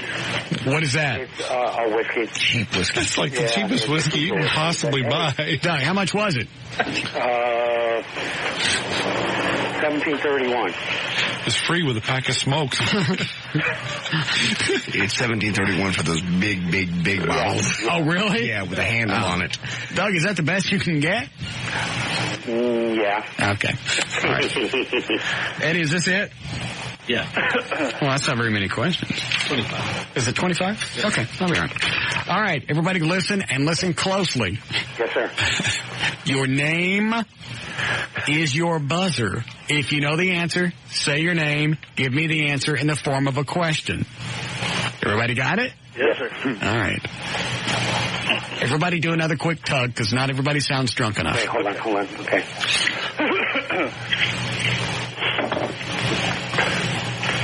Baby, you come fill this? Come fill it. Oh, Dan, what are we playing for today on Drunk Jeopardy? Why, we're playing for a Fast and Furious prize pack, which includes a soundtrack, CD holder, tank top, and an oxygen lamp, courtesy of In Demand. Order the Fast and Furious tonight on In Demand pay-per-view from AT&T Digital Cable and Charter Digital Cable. All right, everybody ready? Ready? Okay, here we go. Go ahead. First question, and the answer is, a big lumberjack had adventures with his blue ox. Doug. Doug, go ahead. Paul Bunyan. Casey, go ahead. Paul Bunyan. Yes, it was Paul Bunyan. That's right. Form of a question. Shout out. Yes, sir. Oh, who is? Okay, sorry. Delayed reaction. Next one. Litmus paper turns this color when dipped in acid. Casey, go ahead. What is red? These people aren't drunk. An absolute waste of time for a bid. No, it ain't. This bid is too early. I'd be drunk in about an hour. Well, I'm sorry we can't wait that long. Do you have another swig? Yeah, I'm going to do it right now. All right. Doug, how much you been drinking? My usual nightly thing. All right. When did you start? I usually start at about 5:10, 5:15. And you're not hammered yet? I'm getting there. We're going to have to start this plugging it earlier in the show. I'm tolerant. Okay. God used this part of Adam to make Eve. Casey, Ronnie. Casey, go ahead. What is his rib? Yes. This is like normal Jeopardy. This is as much fun as I thought. Easy question. Well, they're supposed to be easy because normally drunk bastards would miss it. That's what I told Eddie. I said, make them easy. Drunk people would go, what is that? That's his jaw? Like that. Small area of water found in the desert. Casey, go ahead. What is an oasis? This game blows. The Great Sphinx had the head of a man and the body of this. Doug. Casey. Ronnie, go ahead. What is Sphinx? The lion. Lion? No. Doug, go ahead. What is body of a lion? Yes. I said lion. Maybe we should go with the one After that says 4 or his 5 name tries. last, because he's the most drunk. Yeah, So that says him yeah, first. you're right. You're giving all the drunks a Shush. When leaves lose this, they turn red and orange. Casey, go ahead. What is chlorophyll? Yes. I swear I've had a pint. I don't mind saying I'm very disappointed. I figured of all shows, Drunk Jeopardy, this would be the best. Well, ask stupid questions then. Maybe we'll... These are stupid questions. Shut up. This is the dominant religion in the Middle East. Ronnie, go ahead. What is Muslim? Will you give him that? Yeah. All right. Islam, Muslim, we'll take that. All right, as we take a quick pause, everybody have another little swig. Okay, thank you. What, Dan? Nothing. Just a thirsty game.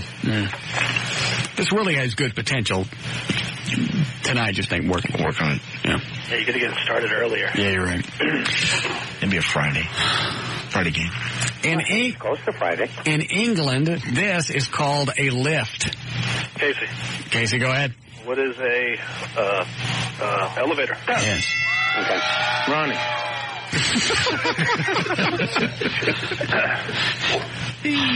This many people sing in a quartet. I'm sorry. Doug. All right, I'll take it. Doug? Yes? 4. What? What is 4? Yes. Oops, sorry. I was supposed to say quintet, but that's all right. This many people sing in a quintet. Ronnie. Casey, go ahead. What is 5? Yes. Everybody do a shot this last time? Dan, is a bit below this bad? I see you in the other room holding it. All right. A carnivore mainly eats this. Ronnie. Ronnie, go ahead. What is meat? Yes. Or ears? Or what? Or ears. Doug. Yes, Doug. Flash. What is flash? Give him a point. Alrighty.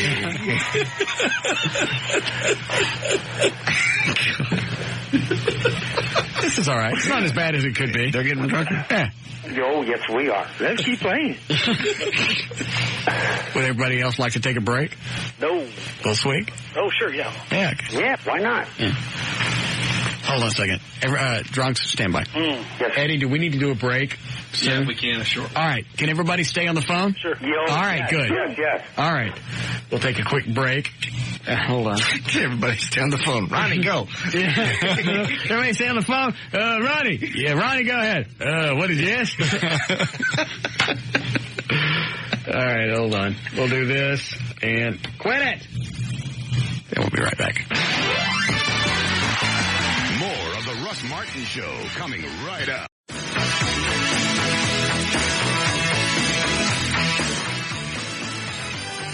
All right, JD, what's the score so far? All right, right now Ronnie has 1, Doug has 2, Casey 7. All right. Everybody still there? Yeah, man, I don't feel so good, man. What's the matter? Just to go. Hold on, man. Seriously. Are you getting sick? I'm here. I think so. Ronnie? I'm here. Casey? Doug? Yes. All right, we're ready to go. All right, let me see where I left off here. That's our last question. Now we have a few more. These short, fat, bald guys. Oh, stop. All right, whoever's doing that, quit. Seriously, man. Who is that? Seriously. Who's doing that? Casey. Casey? Yeah. Quit. No, seriously, man. I quit. Hold on. Quit.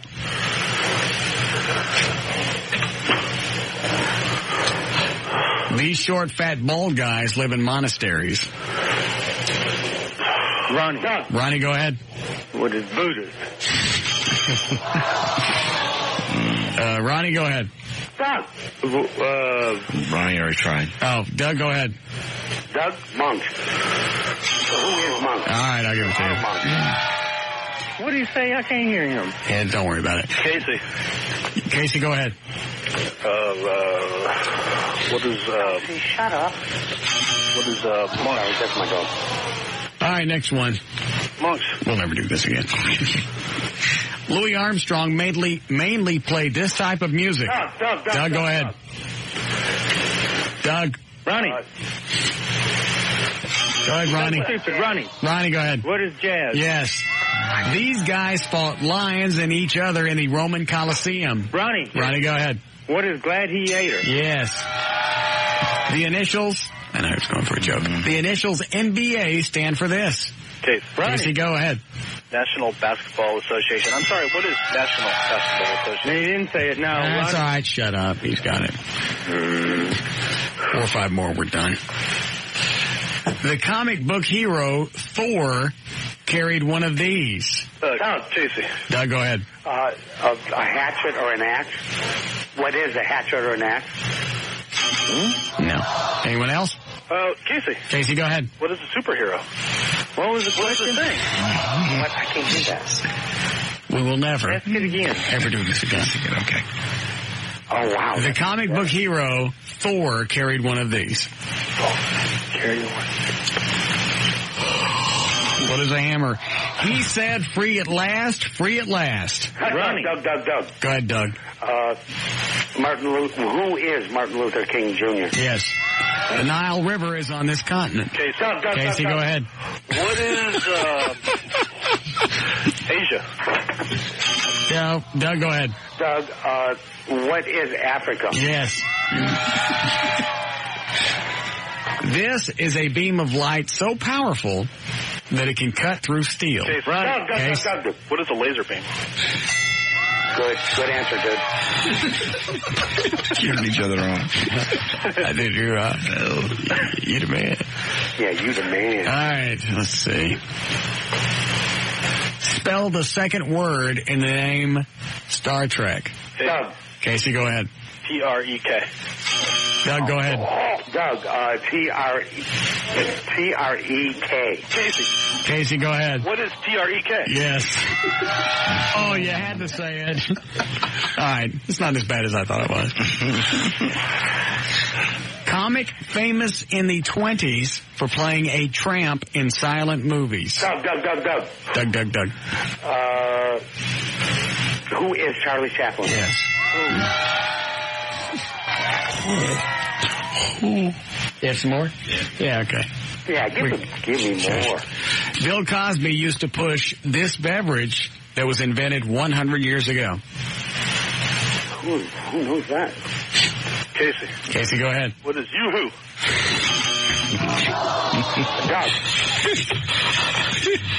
Doug, go ahead. Doug. What is Jell-O? Jell-O shots. Jell-O's not a beverage unless you're in a bar. What is Coke? Coke and a smile. This space station crashed into the Australian outback. Casey, go ahead. What is, what is, Ronnie? Doug, go ahead. Doug. What is Ronnie? Ronnie, go ahead. What is Mira? No. Damn. Not Space Lab. Yes, it was. Who got that? You don't get nothing. All right, let me see what you got, Eddie. All right, here are the last few. President George Bush's middle name starts with this letter. Casey, go ahead. What is W? Yes. Number on a standard pencil used in school. Doug. Ronnie. Go ahead, Doug. 2. All right, what is number? Ronnie, go ahead. What is number 2? Yes. All right, so here's the thing.